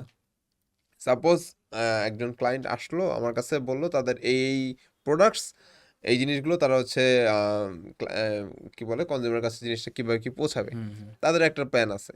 অ্যান্ড যেহেতু আমি মিডিয়া ওরিয়েন্টেড কাজগুলোর সাথে এগুলোর সাথে কানেক্টেড, হ্যাঁ, প্রোডাকশন ওরিয়েন্টেড যা যা আছে, সো এইখানে কি কি লাগতে পারে কি কি না লাগতে পারে, কোনটা কি বেটার, সেটা তো আমার এন্ড থেকে একটা সাজেশন থাকবে।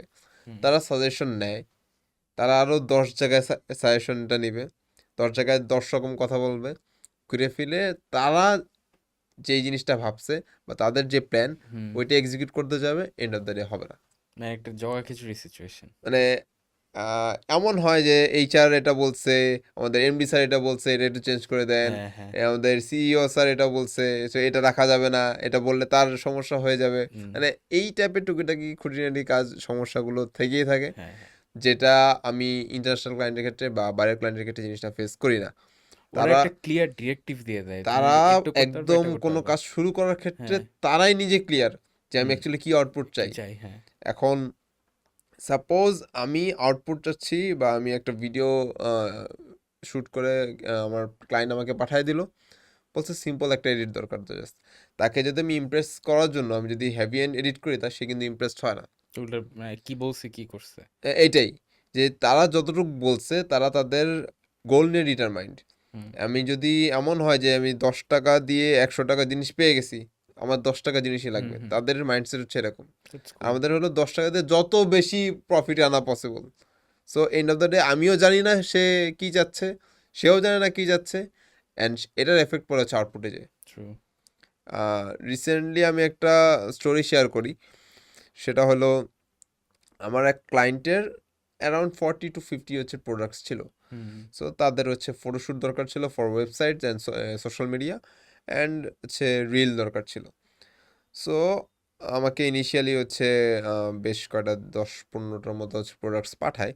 সো ওইখানে হচ্ছে দুইটা প্রোডাক্টের ছবি হুম, হচ্ছে আহ, পাঠানো হয়, হুম, ছবি অ্যান্ড রিল। যেহেতু প্রোডাক্ট কোয়ান্টিটি আরও অনেক বেশি, সো একবারে সব কিছু না দিয়ে আমরা জাস্ট একটা ফলো আপের জন্য জাস্ট দুইটা হচ্ছে পাঠাই। তো চেক করেন ঠিক আছে হ্যাঁ, নাকি দুইটা না। প্রোডাক্টের জন্য কিন্তু হুম, আমরা কিন্তু ছবি পাঠাই অ্যারাউন্ড 15 থেকে 20টার মতন, হুম, যে হুম, তাদের যেন একটা ফ্লেক্সিবিলিটি থাকে যে তোমার তো দুটা করে ছবি চুজ করার কথা হুম, ছিল হুম, হুম, বা দুইটা করে আমার দেওয়ার কথা ছিল, but I am giving you more so that you guys can choose among those. So হয় কি, তাদের ওই ছবিগুলোর মধ্যে তাদের একটা ছবি হচ্ছে ভালো লাগে নাই। এটা খুবই স্বাভাবিক একটা বিষয় যে আমি 10-15টা ছবির মধ্যে একটা ভালো লাগে নাই, নর্মাল। এটা তোর খুশি হওয়ার ব্যাপার যে মাত্র একটা ভালো মাত্র লাগে একটা নাই। ভালো লাগে নাই, আমি তো ওই জিনিসটাকে ওইভাবে পজিটিভলি নিছিলাম যে আচ্ছা হুম, একটা ভালো লাগে, এটা তো তাহলে বাদ। হ্যাঁ, এটা ঠিক করা লাগবে। কিন্তু তারা এমার্জেন্সি আমাকে মিটিং ডাকছে, হুম, এমার্জেন্সি তাদের সাথে কথা বলা লাগছে, অ্যান্ড ইস্যুটা ছিল জাস্ট এটাই, তাদের ওই ছবিটা ভালো লাগেনি। ওকে ফাইন, আর আমারও আসলে বুঝতে একটু টাইম লাগে যে মিটিংয়ে কি নিয়ে কথা হইতেছে। একটা ছবি ভালো লাগে না, কিন্তু আর কি, আর হুম, এখানে কি কি ইস্যু মানে ছবি একটা ভালো লাগে না, ওকে ফাইন, বাট এখানে আর কি কি ইস্যুস আছে যার কারণে এত এমার্জেন্সি একটা মিটিং কল করা হয়েছে। অ্যান্ড জাস্ট ওই মিটিংই না, আরও এরপরে আমরা 3-4টা যেই কয়টা মিটিংই তাদের সাথে হয়, প্রত্যেক মিটিংয়ে তাদের একটা কথাই ছিল, তাদের ওই ছবি ভালো লাগেনি। আমার কথা হলো, তোমাদের তো ছবি নেওয়ার কথা ছিল 2টা, হুম। তোমাদের কাছে তো আরও ছবি অ্যাভেলেবেল, যে হ্যাঁ। 2টা ভালো লাগছে ওই 2টা নাও। নো। অ্যান্ড তারা জিনিসটা এইভাবে বলছে যে এই জিনিসটা কিন্তু তোমার জন্য পজিটিভ ক্রিটিসিজম, আমাকে বলতেছে যে এটা কিন্তু আমরা কিন্তু ক্রিটিসাইজ করতেছি তোমার পজিটিভ আউটকামের জন্যই, তুমি কিন্তু এটা নেগেটিভলি নিয়ে না। ওকে ফাইন, ঠিক আছে, কিন্তু আমি যখন এই কোশ্চেনটা করছি যে আপনাদের তো 2টা করে কথা ছিল, যে 2টা পিকচার্স আর একটা রিল, হুম, হুম। আপনারা কি আপনাদের 2টা পিকচার্স আর একটা রিলস পেয়েছেন পাইছেন কিনা? নাকি? হ্যাঁ। হ্যাঁ, তাহলে ইস্যুটা কোথায়? তাদের যে অ্যাক্সেস দেওয়া হয়েছিল আমাদের গুগল ড্রাইভে, হ্যাঁ। ড্রাইভ থেকে ওই ছবিটা ডিলিট করে দেওয়া হয়। ডিলিট করে দেওয়ার পরও ওই ছবি নিয়েই কথা বলা হয়, ওটা যে তো এক্সিস্ট করে না, ওটা স্টিল। এক্সিস্টই করতেছে না। যখন আমাকে বলছে যে এই ছবি তো আপনাদের ড্রাইভে নাই, আপনি যেটা বলতেছেন হুম, যে হুম। এই ছবিতে ইস্যুস এখনো আছে, ছবিটাই তো আপনার ড্রাইভে নেই। ফানি ইনসিডেন্ট ভাই। মানে এই প্যারাগুলো, একটা মেন্টাল প্যারা থাকেই। মানে এটাই করলে অনেক সময় কাজ করার একটা মানে অভক্তি এসে পড়ে। কাজ করার বলতে ওই ক্লায়েন্টের জন্য আসলে রেসপেক্ট আসলে রাখা একটু টাফ হয়ে যায়, হ্যাঁ। কজ তাদের এরকম বিহেভিয়ার একটা প্ল্যান অনুযায়ী যখন আমরা আগাচ্ছি, মাঝখানে যে স্পিড ব্রেকারের মতো যে বারবার যদি থামাইতে হয়, বাট আমার ফ্লোতেও এখানে একটা সমস্যা হয়ে যাবে। তাদের তো কাজটা তো ওনারই। কাজ মেনলি ওনার, এখানে কিন্তু তাড়াও কিন্তু ওনার থাকার কথা, হুম। কিন্তু আমি তাদের তাড়া দিচ্ছি যে এই জিনিসটা এখন হয়নি, এটা এখনো আমাকে পাঠানো হয়নি কেন, এটা তো আমাদের এতদিনের মধ্যে শেষ করে ফেলার কথা। তাদের এন্ড থেকে কোনো মাথা ব্যথা নাই। ভাই এরকম কত ফানি ইনসিডেন্ট দেখছি ভাই। একটা এরকম আমি যদি, আমার হচ্ছে একটা এনার্জি ড্রিঙ্কের কাজ ছিল বুঝছেন, তো ক্লায়েন্টের সাথে দেখা করতে গেছি, তো বাজেট টাজেট দিছি। উনি আমারে জাস্ট দেখাইলো যে উনি ফোনে 3-4টা ছবি তুলে উনি এই চ্যাট জিপিটি মনে হয় ছিল, তখন সোরা আসছে যে কয়দিন আগে নতুন, এখন তো বন্ধ হয়ে গেছে মনে হয়। ওই যে সোরাতে দিয়ে বলছে যে এইটার একটা অ্যাড বানাই দাও, দেখি সোরা ধুমধাম বানাই দিছে, উনি আবার এটা আমার দেখাইতেছে যে বাবা দেখো যে এটা তো এআই দিয়ে বানানো যায়, আমার তোমার দরকার কি? বলছি হ্যাঁ আপনি এইটাই, আপনার আমার দরকার কি? আমার আপনার এরকম দরকার নেই। দেখো যে কত ইনসিডেন্ট হয়েছে ভাই, এত মানে ফানি লাগে। তখন বিরক্তিকর লাগে যখন এটা সামনাসামনি হয়, বাট এখন পিছে দেখলে এটা মজাই লাগে দেখতে। তো এরকম, হ্যাঁ পজিটিভ এক্সপিরিয়েন্স আছে তো, এরকম একটা দেখি অ্যান্ড এটা এক্সপিরিয়েন্স আসলে করি। তারা রিয়েলাইজ করে করে না বলবো না। And, হয়তো 2 মাস 3 মাস 4 মাস একটু টাইমের পরে তারাও রিয়েলাইজ করে যে তারা এখানে কোথায় কি ঝামেলা ভুল করছে, হ্যাঁ। করছে। তো তারাই আবার ফিরে আসে, হুম, তারাই অ্যাপ্রোচ করে যে আচ্ছা এই জিনিসগুলো আমাদের আবার নতুন করে দরকার। হুম, তখন তাদের সাথে আসলে ডিল করা একটু টাফ হয়ে যায় ম্যাক্সিমাম ক্ষেত্রে, যারা নিউ, হুম, হুম, তাদের ক্ষেত্রে এই জিনিসটা ইস্যু হয়।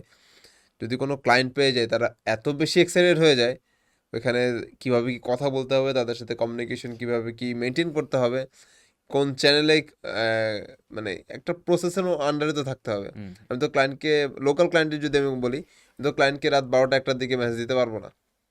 আমি সজাগ আছি, দ্যাট ডাজেন্ট মিন যে সেও সজাগ আছে। And আমার তো একটা প্রফেশনালিজম মেনটেন করতে হবে, এই জিনিসটা ম্যাক্সিমামই করে না। তো এডিট আসছে, এডিট করে দিচ্ছে, আবার হুম, পাঠাচ্ছে, সেও ফিডব্যাক দিচ্ছে, আসতেছে যাচ্ছে আসতে হুম, যাচ্ছে, কোনো ফিক্সড টাইম লিমিট নেই। এইটা ম্যাক্সিমামই যারা বিগিনার, এই জিনিসটা এই একটা সমস্যার মধ্যে তারা পড়ে যায়। অ্যান্ড তারা রিয়ালাইজ করে না। সবচেয়ে বাজে বিষয় হচ্ছে এটা, তারা রিয়ালাইজ করে না যে এই জিনিসটা যে একটা bad impression negative create feedback. করতে পারতেছে। কারণ হ্যাঁ একটা ক্লায়েন্ট আপনার সাথে কাজ করছে, আপনার যদি বিহেভিয়ার এটসেট্রা এটসেট্রা হুম অনেক হুম। বিষয় যদি খুশি না, ও কিন্তু নেক্সট টাইম আসবে না। কাজ শেষ হওয়ার পর বলবে হ্যাঁ ভাইয়া কাজ করে ভালো লাগছে আপনার, বাট ওর মাথায় একটা আছে যে একটা বাজে এক্সপিরিয়েন্স হয়েছে ওর সাথে, বা একটা একটা কিছু একটা ওর মাথায় খটকা লাগছে। এইটা হচ্ছে ওর রিটার্ন, যে মানে রিকারিং ক্লায়েন্ট তো খুব ইম্পর্ট্যান্ট, এটা এটা বাধা হয়ে যায়। আসলে আমরাও কিন্তু মানে ওই ডিরেক্টলি না খুঁজলেও ইনডিরেক্টলি কিন্তু আমরা জিনিসটা ফিল করি। হুম, মানুষ কেন স্বপ্ন বা ইউনিমার্ট এসব জায়গা থেকে শপিং করে রাদার দেন আদার জায়গা থেকে? নর্মাল গ্রোসারি স্টোরেও আমি জিনিস পাচ্ছি, ইউনিমার্টেও যাচ্ছি, জাস্ট বিকজ সে ওই এক্সপিরিয়েন্সটা প্রেফার করতেছে। হুম, হুম, এখানে সে এক্সট্রা পে করতেছে, দ্যাটস ফাইন, বাট যে এফোর্ড করতে পারতেছে অ্যাজ এ ক্লায়েন্ট, যদি আমি 10,000 টাকা আমি কোনো একটা ভিডিওর জন্য স্পেন্ড করতে পারি, আমার হোল এক্সপিরিয়েন্সটা যেন আমার কাছে অর্জিত মনে হয়। 10,000 আমি টাকা। যেন ওয়েলকামড মনে করি যে হুম, হুম, যাকে আমি কাজটা প্রোভাইড করছি সে নিজে স্বেচ্ছায় জিনিসটা করতে পারতেছে বা হুম, হুম, হুম। করতে সে স্বাচ্ছন্দ্য বোধ করতেছে। মানে ক্লায়েন্ট যদি দেখে যে আমি হেলাফেলা করতেছি বা কিছু একটা হ্যাঁ, করতেছি, হ্যাঁ। এটা খুবই কর্পোরেটে একটা একটা কাইন্ডা আনটোল্ড রুল আছে যে আম কাজ করা থেকে কাজ করতেছি এটা দেখানো দরকার। সো এটা আসলে সব মেক্সিমাম ক্ষেত্রেই অ্যাপ্লিকেবল। সো আমি কি কাজ করতেছি না করতেছি সেটা তো অবশ্যই ইম্পর্টেন্ট। হুম, প্লাস হলো আমি কতটা দেখাইতে পারতেছি যে আমি কাজ এটা করতেছি, এটাও ইম্পর্টেন্ট। দ্যাটস কুল।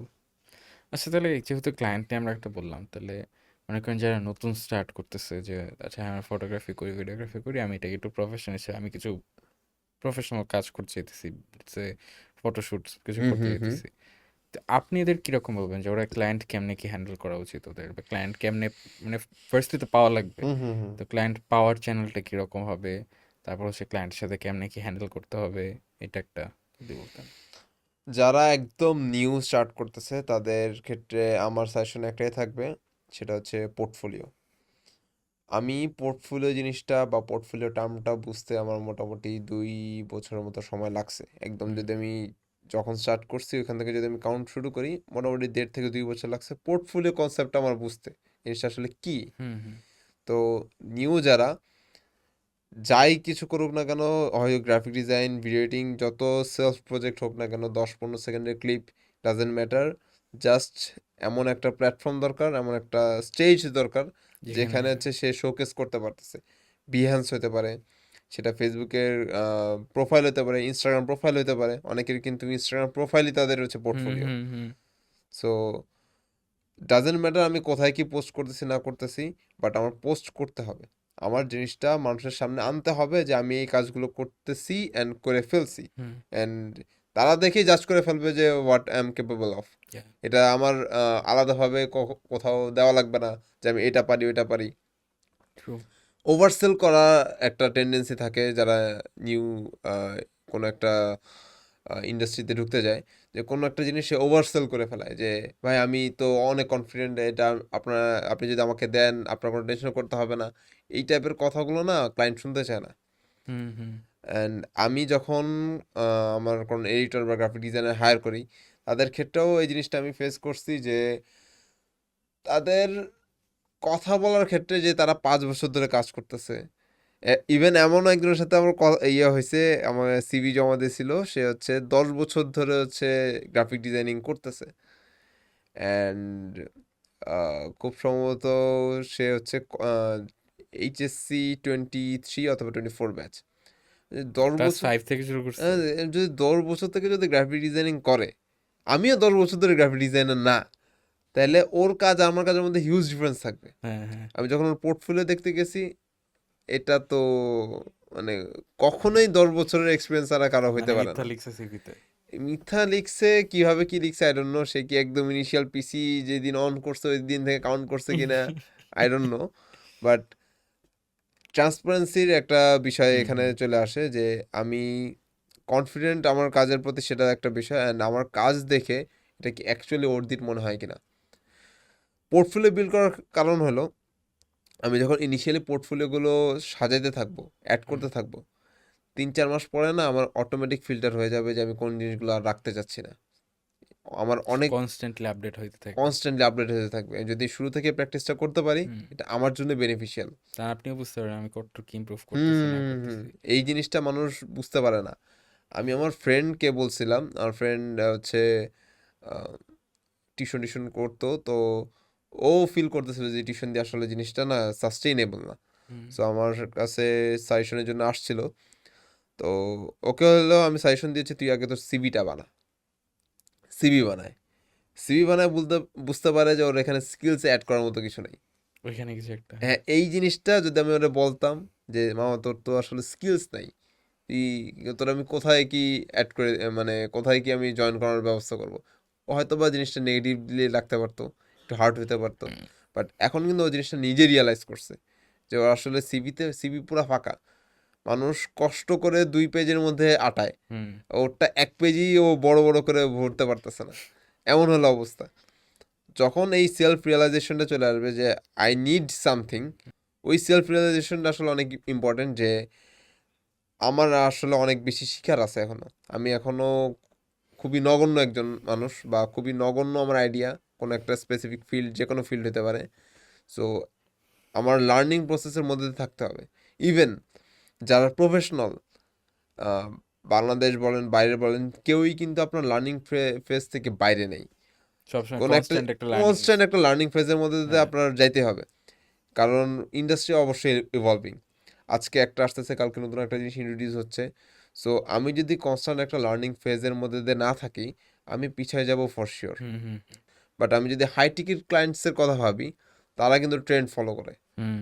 তাদের জন্য ট্রেন্ড ফলো করে অ্যাটেনশন গ্র্যাব করা one of the most important thing. So ওই জিনিসটা আমার আয়ত্তে আনার জন্য, আমার স্কিল সেটে আনার জন্য মানে কখন অবশ্যই আমার কোনটা লার্নিং ফেজে চলতেছে, থাকতে হবে। কখন কোনটা হুম চলতেছে হুম। আগে মার্কেটে। কিন্তু ইন্ডাস্ট্রির ক্ষেত্রে কিন্তু স্কিলস দরকার ছিল, এখন দরকার স্কিল সেট। হুম। মানে আমার আগে একটা দুইটা স্কিল ওকে ফাইন। এখন আগে যেমন আগের কিছু সিভি যদি আমি মনে করি, এমন আসে যে অনেকে মাইক্রোসফট ওয়ার্ড, মাইক্রোসফট এগুলো অ্যাড এক্সেল করতো, এগুলো কিন্তু স্কিল অ্যাড হিসেবে কাউন্ট করতে, করতো। হ্যাঁ। এখন কিন্তু এটা বেসিক নেসেসিটি। এটা সবার আছে। এটা এটা হ্যাঁ না থাকলে তুমি আরো ব্যাকডেটেড, হ্যাঁ। তোমার আর দরকার নেই। সো তুমি, ইট ডাজন্ট ম্যাটার তুমি এইচআরে থাকো, তুমি ভিডিও এডিটর হও, তুমি ক্রিয়েটিভ কোনো ডিপার্টমেন্টে থাকো, তোমার বেসিক কিছু জিনিসগুলো থাকতে হবে। হুম। অনেক যেরকম আমি কি এক্সেল শিখবো, আমি কি মাইক্রোসফট ওয়ার্ড শিখবো, যে এটা শিখার কিছু না, এটা এটা এটা তোমার ডিফল্ট সেটিংসে থাকতে হবে, বিল্ট ইন থাকা লাগবে এটা এটা। বিল্ট ইন থাকতে হবে। অনেক ভার্সিটি স্টুডেন্টসরা প্রাইভেট অ্যান্ড পাবলিক নিয়ে তো এখন আগের মতো এরকম কন্ট্রোভার্সি নাই, বাট আগে তো অনেক বেশি কন্ট্রোভার্সি থাকতো জব সেক্টরে। এখন জব সেক্টরে কিন্তু ফ্র্যাঙ্কলি স্পিকিং প্রাইভেট স্টুডেন্টরা ডমিনেট করতেছে। কারণ আমি যদি মাল্টি ন্যাশনাল কোম্পানিজগুলো চিন্তা ভাবনা করি, কারণ একজন পাবলিক স্টুডেন্ট টেকনোলজির সাথে অতটা বেশি কানেক্টেড না, একাডেমিক্যালি কানেক্টেড না, কজ তারা ওই আগের আমলের জিনিসটা ওইভাবে ফ্লোটা মেনটেন করে আসতেছে। এ- এখন ব্র্যাক বলেন, ইস্ট ওয়েস্ট ইউনিভার্সিটি বলেন, ইউআইইউ, আসানুল্লাহ কাইন্ডা তো ইয়ের মধ্যেই পড়তেছে, অ্যান্ড নর্থ সাউথ।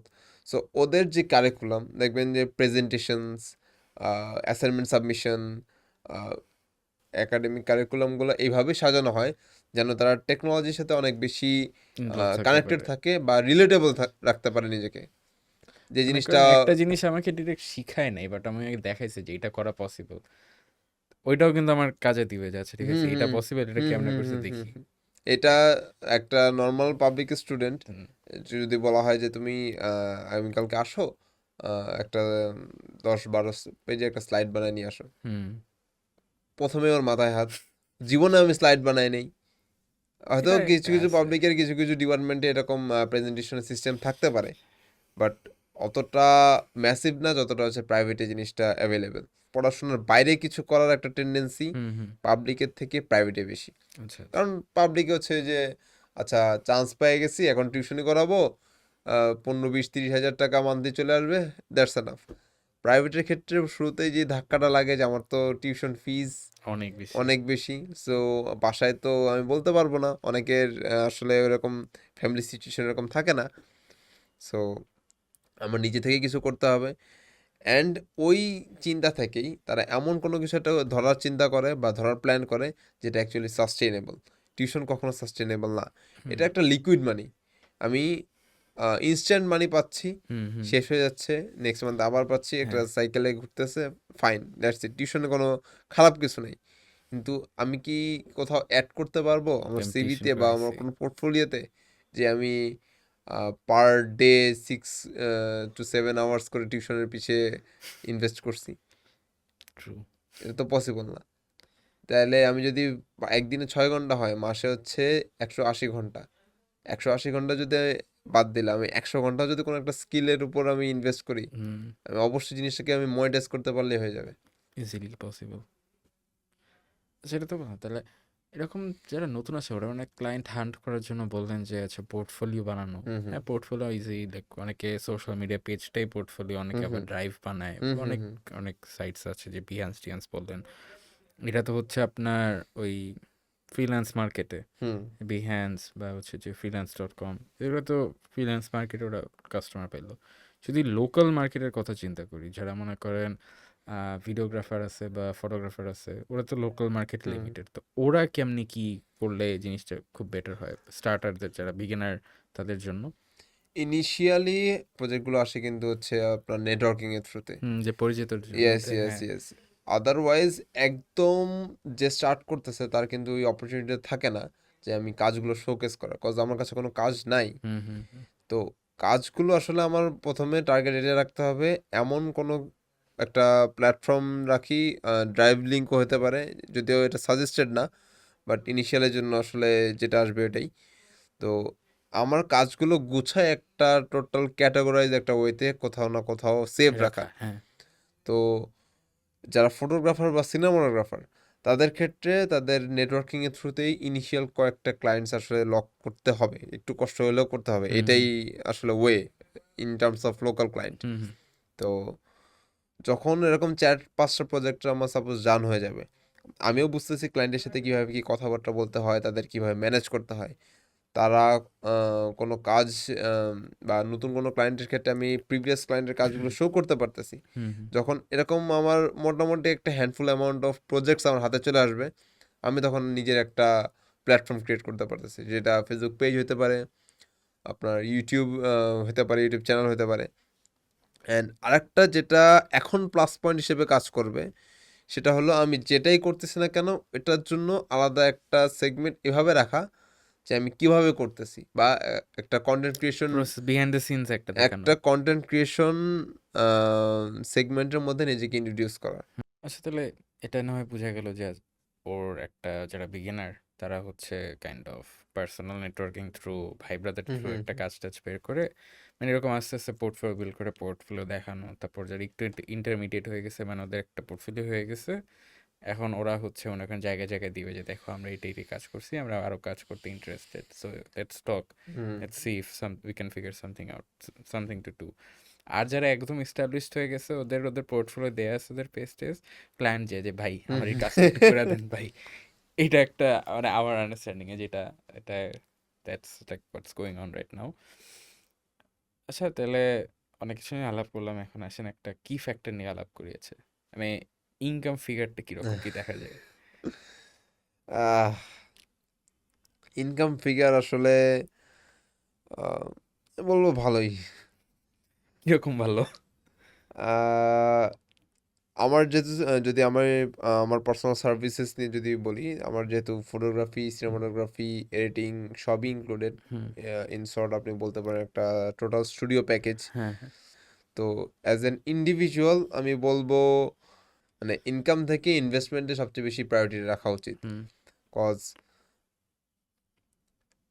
মানে মান্থলি যদি আমার একটা অ্যামাউন্ট আসে, সাপোজ আমি যদি ধরি 20,000, 20,000 যদি আমার আসে, আমি যদি এটাকে একটা পার্টিকুলার অ্যামাউন্ট যদি রিইনভেস্ট না করতে পারি, আমার কিন্তু টোটাল 20,000ই আসলে আমার লাভ হচ্ছে না। আমি হুম, হুম। টিউশনটা কেন আমি না বলছি, কজ এখানে আমি রিইনভেস্ট করার মতন অপরচুনিটি নাই। না, হ্যাঁ, আমি জমায়ে পরে কোনো একটা বিজনেস স্টার্ট করতেছি বা ওটা আলাদা। কোথাও অন্য কোথাও ইয়ে করতেছি, সেটা আলাদা বিষয়।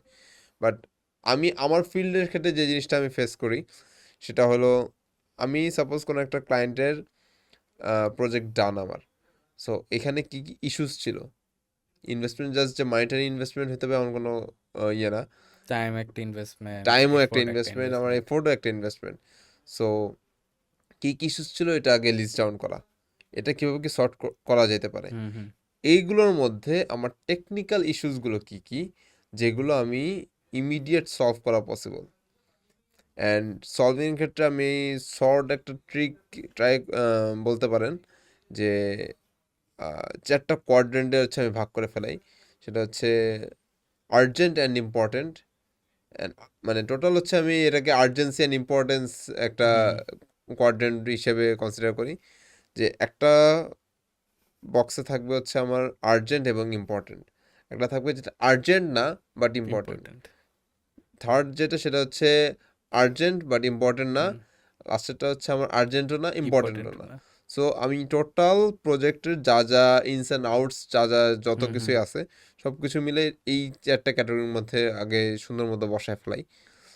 এগুলোর মধ্যে যেগুলো আমার গিয়ার্স ওরিয়েন্টেড, সাপোজ আমার লাইটিং কোথাও শর্ট ছিল বা আমার লেন্সের কোথাও শর্ট ছিল, এই জিনিসগুলো আমার গিয়ার্সের জন্য যেই আলাদা ক্যাটাগরি থাকবে সেটা যাবে আমার ইনভেস্টমেন্টের জন্য, হুম, মানিটারি ইনভেস্টমেন্ট যেটা। ওইখানে আমি কতটা কি ইনভেস্ট করতে পারতেছি অ্যান্ড কতদিন আসলে লাগবে। হুম, একটা হুম, তো হুম।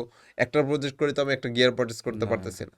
সো আমার একটা টোটাল প্ল্যান দরকার যে আমি কত ডিউরেশনের মধ্যে জিনিসটা আমি এক্সিকিউট করতে পারবো, হুম, অ্যান্ড এই এক্সিকিউশনের টাইমে আমার যদি ইন্ডিভিজুয়াল অন্য কোনো প্রবলেম যদি অ্যারাইজ করে, আমার ওইটা সলভ করতেও তো টাকা হবে, লাগবে, হ্যাঁ। ওইটাও তো আমার সলভ করতে হবে। আমি তো একটার দিকে ফোকাস রেখে দ্যাট ডাজেন্ট মিন যে বাকিগুলো আমি সব হুম, ফেলাই দিতে হবে।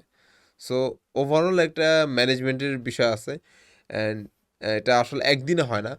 প্রথম প্রথম বেশ কিছু ভুল আমিও করছি। আহ, মানে ওইটা একটা মানে ওয়ার্ক ফ্লো চলে আসে আস্তে হ্যাঁ, আস্তে কাজ আস্তে করলে। আস্তে একটা ওয়ার্কফ্লো চলে আসে। মানে এটা কার জন্য ওইভাবে কিভাবে বলে কাজ একবারে করবে। আসলে পসিবল না, কজ হুম, রিয়েল লাইফ ওয়ার্ক ফিল্ডের এক্সপিরিয়েন্সটাই আলাদা। হুম। ওই জিনিসটা যদি ফিল না করা হয়, জিনিসটা যদি ফেস না করা হয়, আসলে ওইভাবে ক্যাপচার করাটা একটু টাফ। আচ্ছা, মনে করেন আরেকটা জিনিস সেটা হচ্ছে মানে আপনি প্রাইসিংটা কেমনে করেন? মনে করেন লেটস সে আপনার একটা আহ, আপনি যেহেতু বললেন আপনি মানে কি বলবো এটাকে প্যাকেজ হিসেবে অনেক সময় হুম কাজ করেন। তো প্যাকেজিং যে দেখছে দিচ্ছেন 10,000 টাকা একটা প্যাকেজ, 20,000 টাকা একটা প্যাকেজ, তো এইটাকে সেপারেট করা হয় কেমনে? আর মনে করেন এটারই আরেকটা ফ্লিপ সাইড যেটা হচ্ছে যে মনে করেন ক্লায়েন্ট যে টাকা দিচ্ছে সে অ্যাকচুয়ালি কিসের জন্য টাকা দিচ্ছে হুম এটা যদি বলতেন। মনে দ্যাটস করেন দ্যাটস একটা রিল 10,000 টাকা দিয়ে বানানো যায়, 1,00,000 টাকা দিয়ে বানানো যায়, তো হুম এই 10,000 টাকা দিয়ে যেটা হলো আর 1,00,000 মানে 90,000 হুম মাঝখানে 90,000 টাকা গেল কই? এটা অনেক হুম সময় ক্লায়েন্ট বুঝে না, তো হুম হুম। এইটা অ্যাকচুয়ালি এগুলো অ্যাকচুয়ালি কই যাচ্ছে? সো প্রথমটা নিয়ে যদি আমি বলি যে কেমন কি চার্জেস রাখা উচিত, হুম, আহ, আমি এজেন্সি নিয়ে আপাতত বলতেছি না, কজ যারা এজেন্সি অলরেডি স্টাবলিশ করে ফেলছে তারা ম্যাক্সিমাম ক্ষেত্রে যেটা হয় যে তারা অলরেডি ফ্রিল্যান্স হিসেবে কাজ করছে। হুম, হুম, হুম, সো তারা বিগেইনার না, তারা they can actually sort that out. Hmm, but যারা অ্যাকচুয়ালি বিগেইনার, তাদের জন্য আমি যেটা বলবো সেটা হলো যেটায় তুমি হ্যাপি। এটা আমি একদম শুরু থেকে এই জিনিসটা ফলো করতাম, যে আমি যদি কোনো একটা প্রজেক্ট করি 3,000 টাকা আমার জন্য ওর্থ মনে হয়, হুম, যে আমি এই প্রজেক্টটা যদি কমপ্লিট করে দিতে পারি, আমার যদি 3,000 টাকা আসে আমি হ্যাপি, দ্যাটস ফাইন, তুমি 3,000 টাকা চার্জ করো। আবার যদি এমন হয় যে না আমার এইটার জন্য 10,000 30,000 টাকা লাগবে, হুম, চার্জ করো, সমস্যা নেই। কিন্তু তোমার অ্যাট এ টাইমে মার্কেটটাও বুঝতে হবে। মার্কেটে এই টাইপের ইনসিডেন্টের জন্য বা এই টাইপের কোন প্রজেক্টের জন্য কেমন কি চার্জেস করে থাকে। হুম, হুম, এখন মার্কেটে যেটা 10,000 করতেছে, আমি যদি এটার জন্য 30,000 চার্জ করি, অবশ্যই এটা তো অ্যাপ্লিকেবল হবে না। কিন্তু তোমার কিছু কিছু ইউএসপি থাকতে হবে। আমি নর্মাল একটা ভিডিওগ্রাফার হায়ার করতে পারি, সে আসলো, কাজ করলো, চলে গেল। অ্যান্ড আরেকটা মানুষ যদি আসছে, আমার সাথে ইন্টারাক্ট করতেছে, আমার সাথে কথাবার্তা বলতেছে, সে তার প্ল্যানস আমাকে জানাচ্ছে, আমি আমার প্ল্যানগুলো তার সাথে শেয়ার করতেছি, হুম, দুজনে রিফাইন করে কোনো নতুন একটা আউটপুট আমরা বের করতে পারতেছি। অবশ্যই আমি এমন পার্সনকে চুজ করব যে এই জিনিসগুলো করতেছে, রেদার দ্যান এ পার্সন যে আসলো, শ্যুট করলো, চলে গেল, তার সাথে কোনো ইন্টারাকশন হলো না, তার সাথে কোনো কোনো কিছু নিয়ে ডিসকাস হলো না। এটা অনেকে ইন্ট্রোভার্টদের একটা সেফ সাইড রাখার ট্রাই করে, যে ও তো ইন্ট্রোভার্ট, হুম, হুম, এখানে ওর দোষ নেই। I don't think so. And তুমি যদি একটু ইন্টারেক্ট করা লাগে। তুমি যদি ইন্টারেক্ট করতে না পারো, তুমি এখানে এক্সপেক্ট কিভাবে করতেছো যে তুমি এখান থেকে আরো ব্রড স্কেলে কিছু আনতে পারবা? সো ওইগুলো থেকে আগে আমার এমন একটা এনভায়রনমেন্ট ক্রিয়েট করে ফেলতে হবে ক্লায়েন্টের সাথে, যে ফ্রিলি কথা বলা যায় ওর মতো। ফ্রিলি কথা বলতে পারে।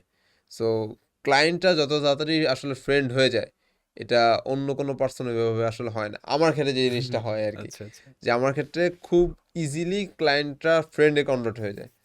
তো এইটা আমার জন্য একটা পজিটিভ সাইড হিসেবে কাজ করে বলতে পারেন, যে তাদের সাথে ইন্টারাকশনটা ওইরকম ভালো হয়, অ্যান্ড ইন ফিউচার তাদের সাথে ওই রিপিটেড কাজগুলো আসলে হতে থাকে। হুম, রিকারিং যে ক্লায়েন্টগুলো থাকে। আচ্ছা, এটা ভালো বললেন। মানে এটা একটা এক্সপিরিয়েন্স বললেন যেটা। আরেকটা আমি অনেক সময় দেখছি জানেন, মানে যখন কাজ করতে যাই, ক্লায়েন্ট আমাকে বলে, "আচ্ছা ঠিক আছে, মানি তো কিছু আছে, আমরা তোমাকে এক্সপোজার দিব।"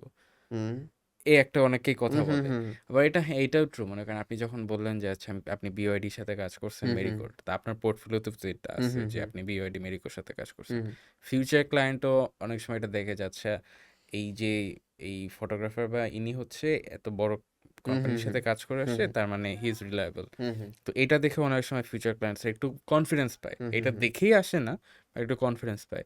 তো এইখানে কতটুক কি কম্প্রোমাইজ করা মনে করেন আপনার মতন, মানে আপনি কেমনে করেন এই এই জিনিসটা, যখন হুম। বলে যে আচ্ছা টাকা একটু কম দিচ্ছি বাট এক্সপোজার তো আসতেছে, এই জিনিসটাকে কেমনে হ্যান্ডেল করা যায়? না, এটা আমি পার্সোনালি বললে এটা অনেকের সাথে রিলেটেবল হবে না। কারণ প্রত্যেকের আহ, মানে পয়েন্ট অফ ভিউ আসলে আলাদা। বাট আমি আমারটাই বলতে পারবো, আসলে অন্যদের তো হুম বলতে পারবো না। সো মেইনলি হলো আমি এই জিনিসগুলো করতে পছন্দ করি, ফ্র্যাঙ্কলি স্পিকিং। অ্যান্ড যেটা একদম ইনিশিয়ালি আমাদের পডকাস্টের ইনিশিয়াল কথাই যে টপিকে ছিল, যে কোনো কাজ যদি আমি ফ্রিতে করতে হুম মানে করতেও ওটা, হ্যাঁ হ্যাঁ। হ্যাঁ এক্স্যাক্টলি, যে কোনো কাজ আমি সাপোজ ফ্রিতে করতে ইন্টারেস্টেড অ্যান্ড ওইটার জন্য আমি টাকা পাচ্ছি, সো আমি জিনিসটা কেন করব না? তো আমি যদি কোনো ক্লায়েন্টের সাথে কথাবার্তা বলে এমন নিজে থেকে একটা ফিল পাই যে দিস উইল ওয়ার্ক, বা তারা তাদের গোল সম্পর্কে অনেক বেশি ক্লিয়ার ক্লিয়ার, আইডিয়া, হ্যাঁ। তারা জানে তারা কি করতেছে, অ্যান্ড আমি তাদের সাথে যদি একটা কমফোর্ট জোনে চলে যেতে পারি, যে নাম্বার ওয়ান তারা কনফিডেন্ট, নাম্বার টু আমিও কনফিডেন্ট আমার কাজের হুম প্রতি, হুম হুম। সো অ্যালাইন করে তখন আমি পার্সোনালি অ্যামাউন্টের দিকটা ভাবি না। কুল। ইট ডাজেন্ট ম্যাটার যে কত অ্যামাউন্টে কি ডিল হুম হচ্ছে হুম না হুম। হচ্ছে, কাজ করতেছি। অ্যান্ড এই টোটাল মাইন্ডসেটটা রাখা এতটা ইম্পর্টেন্ট, কজ যখন আমি এমন ভাববো যে আমার তো এখানে টাকা কম পাচ্ছি, তখন আমার কিন্তু এটা কাজের থ্রুতে, বা যখন আমি অ্যাকচুয়াল ফিল্ডে থাকবো তখন আমার টোটাল বডি ল্যাঙ্গুয়েজ জিনিসটা চলে আসবে, আমি না চাইতেও চলে আসবে, হুম হুম। যেটা খুবই একটা বাজে একটা এক্সপিরিয়েন্স হবে আমার ক্লায়েন্টের জন্য। ক্লায়েন্টের জন্য মানে একটা অনিচ্ছায় কাজ করা। মানে তাদের মধ্যে ইয়ে করতে একটা চিন্তা চলে আসবে, আচ্ছা টাকা কম দিচ্ছে এই কারণে এরকম করতেছে, ডেলিভারি ডিলে করতেছে। আহ, কিছু কিছু খুঁটিনাটি বিষয় থাকে লোকাল ক্লায়েন্টের ক্ষেত্রে, এরকম মাইন্ডসেটে আমি আমার মাইন্ডসেট চেঞ্জ করতে পারলেও তাদের মাইন্ডসেট তো আমি চেঞ্জ করতে পারবো না। আমি খুব পজিটিভলি নিলেও তারা মানে যে এটা আমাকে মেনে আমাকে নিয়ে যে কাজ খুব করতে হবে। পজিটিভলি নিবে এরকম তো কিছু না। True. সো সব কিছু ওইভাবে মেনটেন করে দিতে হবে, ওইভাবে মেনটেন করে চলতে হবে। অ্যান্ড এটাই যে আমি যদি ফিল করি যে হ্যাঁ এটা আমার জন্য ঠিক আছে, বা আমি কাজটা করতে হুম ইন্টারেস্টেড, হুম। আমি এখানে আর টাকা পয়সার কথা চিন্তা করি না। True, that's good. হ্যাঁ, অনেক আসলে আমরা এখন লাস্টের দিকে চলে আসছি। আর একদম লাস্ট কোয়েশ্চেন একটা, যেহেতু আপনি যেটা বললেন আপনি এখনো স্টুডেন্ট, আর বাংলাদেশে অ্যাকচুয়ালি অনেক স্টুডেন্টরাই, ইউনিভার্সিটি স্টুডেন্টরা এখনো মানে অনেক টুকটাক কাজ টাজ করে। তো এখানে খুবই বড় একটা চ্যালেঞ্জ হয়েছে টাইম ম্যানেজ করা। তা আপনি পার্সোনালি এই টাইমটা কেমনে ম্যানেজ করেন? হ্যাঁ, টাইম ম্যানেজমেন্ট অ্যাকচুয়ালি অনেক ক্রুশিয়াল একটা জিনিস। সবাই প্যারা এটা খায়, রাইট। আসলে ভার্সিটির ক্ষেত্রে এক্সাম টেক্সাম তো লেগেই থাকে, মিড কুইজ ফাইনাল। হুম সো আমার ক্ষেত্রে যেটা হয়, এটা অবশ্যই কাউকে সাজেস্টেড না। আমি আসলে ওয়ার্ক লাইফ ব্যালেন্স বলতে যে জিনিসটা, এটা আসলে আমার সাথে হয় না, টোটালি ইমব্যালেন্সড লাইফ। সো চেষ্টা করতেছে একটু ব্যালেন্সে নিয়ে আসার, যতটা করা হুম পসিবল আর কি। সো মেইন আমার প্রায়োরিটি থাকে হচ্ছে আমার কাজের প্রতি। হুম হুম সো ভার্সিটি মানে এখন টেকনিক্যালি আমরা যদিও ফুল টাইম স্টুডেন্ট, বাট হুম। আমি কাইন্ডা পার্ট টাইম স্টুডেন্ট হিসেবেই চলতেছে এখন সব কিছু। সো ফুল টাইম ওয়ার্কের মধ্যেই included overall video editing, designing, আমার এজেন্সি অ্যান্ড আউটসাইড ক্লায়েন্টগুলো ম্যানেজ করা, অ্যান্ড টোটাল হোল জিনিসগুলোকে আরও বেশি ব্রড করা।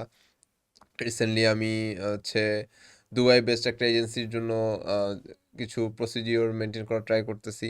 অস্ট্রেলিয়ান একজনের সাথেও আমার জিনিসটা নিয়ে ব্রড করার চিন্তা ভাবনা হচ্ছে। Same goes for USA. So 3-4 জায়গায় একসাথে সব কিছু ব্রড করা, মানে লিগালি জিনিসগুলো মেনটেন করা একটু টাফ। সো ওইখানে টাইম আসলে দিয়ে, একটু প্রায়োরিটাইজ করতে হ্যাঁ হয়। ওইখানে একটু বেশি টাইম প্রায়োরিটাইজ করা লাগতেছে। রাদার আচ্ছা। দেন এখানে আর যেমন ভার্সিটি যখন বন্ধ থাকে তখন আসলে আহ, মনেই থাকে না যে ভার্সিটি আসলে এক্সিস্ট করতেছে। হ্যাঁ। ইভেন রিসেন্টলি আমাকে আমার ফ্রেন্ডের সাথে আমাদের এক সিনিয়র ভাইয়ের কথা হয়েছিল। সো অনেকদিন পর তার সাথে হুম দেখা। হুম। তো ভাই জিজ্ঞাসা করছে, কি অবস্থা সাজিদ, কি করতেছো? যে ভাই তো বিজনেস করতেছি। আহ, সেও আমার দিকে তাকায় ছিল কিছুক্ষণ, পরে বুঝছে ও ভাই আমি স্টুডেন্টে আছি, হ্যাঁ। সিএসসি তে থার্ড ইয়ারে হচ্ছে রানিং মানে আর আপনার কি। ফার্স্ট পরিচয় ছিল আপনি হ্যাঁ কি হ্যাঁ কাজ হ্যাঁ করতেছেন, হ্যাঁ আপনি হ্যাঁ স্টুডেন্ট আমি ওইটার ভুলে ফার্স্ট গেছিলাম বছর। যে এখনো তো দ্যাট মানে দ্যাট ভার্সিটি অনগোয়িং। সো এরকম ছোটখাটো ইনসিডেন্ট হয়ে থাকে। তো টাইম ম্যানেজমেন্ট আসলে অনেক বেশি একটা মানে ক্রুশিয়াল জিনিস, অ্যান্ড এইটা চলে আসে হচ্ছে প্রায়োরিটির উপর। টোটালি ডিপেন্ড করতেছে আমার প্রায়োরিটির উপর। অ্যান্ড ম্যাক্সিমাম ক্ষেত্রে যেটা হয়, মানুষজন ওই প্রায়োরিটি লিস্টটা না সেট করতে পারে না। আজকে একজনকে বলতেছে, সাপোজ আমি কাউকে কোনো একটা কাজ অ্যাসাইন করে দিলাম, সে বলতে আচ্ছা ঠিক আছে ভাই করে দিব। পরের দিন ভাই অসুস্থ, ভাই আজকে তো হলো না, ভাই একটু ফ্যামিলি ফাংশন। হ্যাঁ, মানে একটা দুইটা দিন মানুষের সাথে এভাবে কাজ এক্সকিউজ ইয়ে করতে থাকলে জিনিসটা। বোঝা যায় যে কে কোন জিনিসটা সবচেয়ে বেশি প্রায়োরিটি দিচ্ছে। অ্যান্ড আমার সাথে আমার ক্লায়েন্টের যাদের সাথেই কাজ করা হয়েছে, প্রত্যেকের ক্ষেত্রে যেই জিনিসটা পজিটিভ সাইন সেটা হচ্ছে তাদেরকে প্রায়োরিটাইজ করে কাজগুলো কমপ্লিট করা। ডিলে হইতে পারে, সেটা হুম, হুম, হুম। আনন্যাচারাল কিছু না, বাট তাদের সাথে ওই ট্রান্সপারেন্ট কমিউনিকেশনটা রাখা, যেন কী কারণে ডিলে হচ্ছে সেটার জন্য একটা ভ্যালিড রিজন সে জানতে পারে। বিকজ সে আমার ক্লায়েন্ট, তার কাজগুলো আমি করতেছি। সো তার একটা রেসপন্সিবিলিটি এখানে আছে, তার একটা কী বলে ডিজার্ভ করে সে সব কিছু জানা, বিষয়ে একটা হ্যাঁ, আপডেট রাখা। আপডেট রাখা, হ্যাঁ। এই কি আর কি। হচ্ছে না হচ্ছে সেটা Yep. মাথায় রাখা। তো শেষ করার আগে লাইক আপনার ফিউচার প্ল্যান কি? লাইক বাংলাদেশে থাকবেন, এটাই করবেন, বাইরে যাবেন, অন্য কিছু করবেন, না এটাই করবেন? ফিউচার প্ল্যান আমার কখনোই দেশে থেকে বাইরে যাওয়ার এরকম প্ল্যান ছিল না। বা বিশেষ করে আমি বাইরে যাওয়ার ক্ষেত্রে যে জিনিসটা বুঝতাম সেটা হচ্ছে পড়ালেখার জন্য বাইরে যাওয়া। এর বাইরে এটা আমি যখন আহ, মানে এই পড়ালেখার জন্য বাইরে যাওয়া, এটা আমি আমার উপর কনফিডেন্ট এনাফ যে এটা আমার দ্বারা পসিবল না। যে বাইরে স্কলারশিপ নিয়ে যাওয়া, এইটা আমি ওই লেভেলের স্টুডেন্ট না। সো আমার প্ল্যান হলো অ্যাজ এ বিজনেস বাইরে যাওয়া, অ্যাজ এ কোম্পানি আমার বাইরে শিফট হওয়া বলতে পারেন, বাট মানে আই লাভ টু ট্রাভেল। আমি চাই যে এমন একটা অটোমেশন প্রসেসে চলে যাওয়া যেটা হলো আমার ইনফিল্ড থাকতে হবে না, আমার টোটাল টিম সব কিছু ম্যানেজ করবে, and I will just overview whole thing. And quality কন্ট্রোলের। কোয়ালিটি কন্ট্রোল বলেন, ওভার কোথাও যদি কোনো প্রসেসে আটকে যায়, কোথাও হুম, যদি কোনো প্রসেস হ্যাম্পার হয়, আমি যেন এখানে এসে ইজিলি সলভ করে দিতে পারি, যেন প্রসেসটা খুবই মানে একদম স্মুথ যায়। স্মুথলি রান করতে হুম, পারে। হুম। সো এটাই আমার প্ল্যান। সো অ্যান্ড দেখি কতটা কি এক্সিকিউট করা যায়, এই এখানে জিনিসটা লাখেরও একটা বিষয় আছে। এই জিনিসটা কটুক প্ল্যান যে আপনি অ্যাকচুয়ালি আপনার টিম কাজ করবে, আপনি হচ্ছে ঘুরে বেড়াবেন, এটা না না, কটুক ইটস নট, প্ল্যান, ইটস কটুক স্বপ্ন, এটা এটা একটু ডাউটেবল। ইটস নট লাইক ঘুরে বেড়ানো, মানে এক্সপ্লোর করা, মানে ইন পজিটিভ সেন্সে যদি আমি জিনিসটা ফেলতে চাই, এক্সপ্লোর করা। কজ মানে অবশ্যই এমন না যে তাদের উপর সবকিছু চাপায় দেওয়া। হুম, ইটস নট লাইক যে আমি ঘুরে বেড়াবো আর তাদের হুম, উপর টোটাল প্রেশারটা থাকবে। বাট আমার শুরু থেকে প্ল্যান এরকমই ছিল যে একদম এন্ড পর্যন্ত, এন্ড অফ দ্য লাইফ পর্যন্ত আমি আসলে কাজ করতে থাকবো, এই যে এইটা আমার পছন্দ না। এটা আমার আব্বুও অনেক আগে থেকে আমাকে এই জিনিসটা বলতো যে এমন কোনো কিছু করবি না যেটা তোর শেষ পর্যন্ত, লাইফের শেষ পর্যন্ত জাস্ট কাজই করতে থাকতে হবে। So do something that hmm. Will generate money, that will make you happy. Okay, that's all. Okay, that's cool, that's a very good like life lesson at শেষে বলছেন এটা। Thank you very much. তো নাবিল ভাই, thanks a লট আসার জন্য, time দেওয়ার জন্য। এতক্ষণ অনেক কিছু বলছেন, অনেক পার্সোনাল কোয়েশ্চেনও করছি, বাট আপনি অ্যান্সার করছেন, থ্যাংক ইউ। থ্যাংক যতটুকু করছেন সব করেন নাই, কত টাকায় কামান আপনি এই মাসে এটা এখনো বললেন না, বাট ঠিক আছে, কিছু বললাম না। আর অডিয়েন্সের জন্য থ্যাংক ইউ দেখার জন্য, যদি লাস্ট পর্যন্ত দেখে থাকেন। আই হোপ আপনারাও এটার মধ্যে কিছু এই যে আমরা ডিসকাশনটা করলাম এটা থেকে আপনারাও কোনো একটা ভ্যালু বের করে নিতে পারছেন। আমাদের আরও অনেক প্ল্যান আছে এরকম, আরও different different professions, different different carriers, different different বিজনেসের মানুষ নিয়ে এসে তাদের লাইফ এক্সপিরিয়েন্স, তাদের জার্নিটা, তাদের যে এক্সপেকটেশনস, তাদের যেই তাদের হয়েছে আর কি, এইগুলো নিয়ে অনেক আলাপ করার। তো এগুলো নিয়ে আমরা খুব শীঘ্রই আরও অনেক কন্টেন্ট, আরও অনেক রকম পডকাস্ট নিয়ে আসার আমার পার্সোনাল প্ল্যান আছে। তা আমি এরকম দেখতেছি যে কী কী করা যায়। আর টিল দেন আজকের জন্য এটাই। আপনারা একটু জানাবেন যে আমাদের লাইট সেটআপস এগুলো কেমন কি, সব দেখতে ঠিকঠাক আছে কিনা।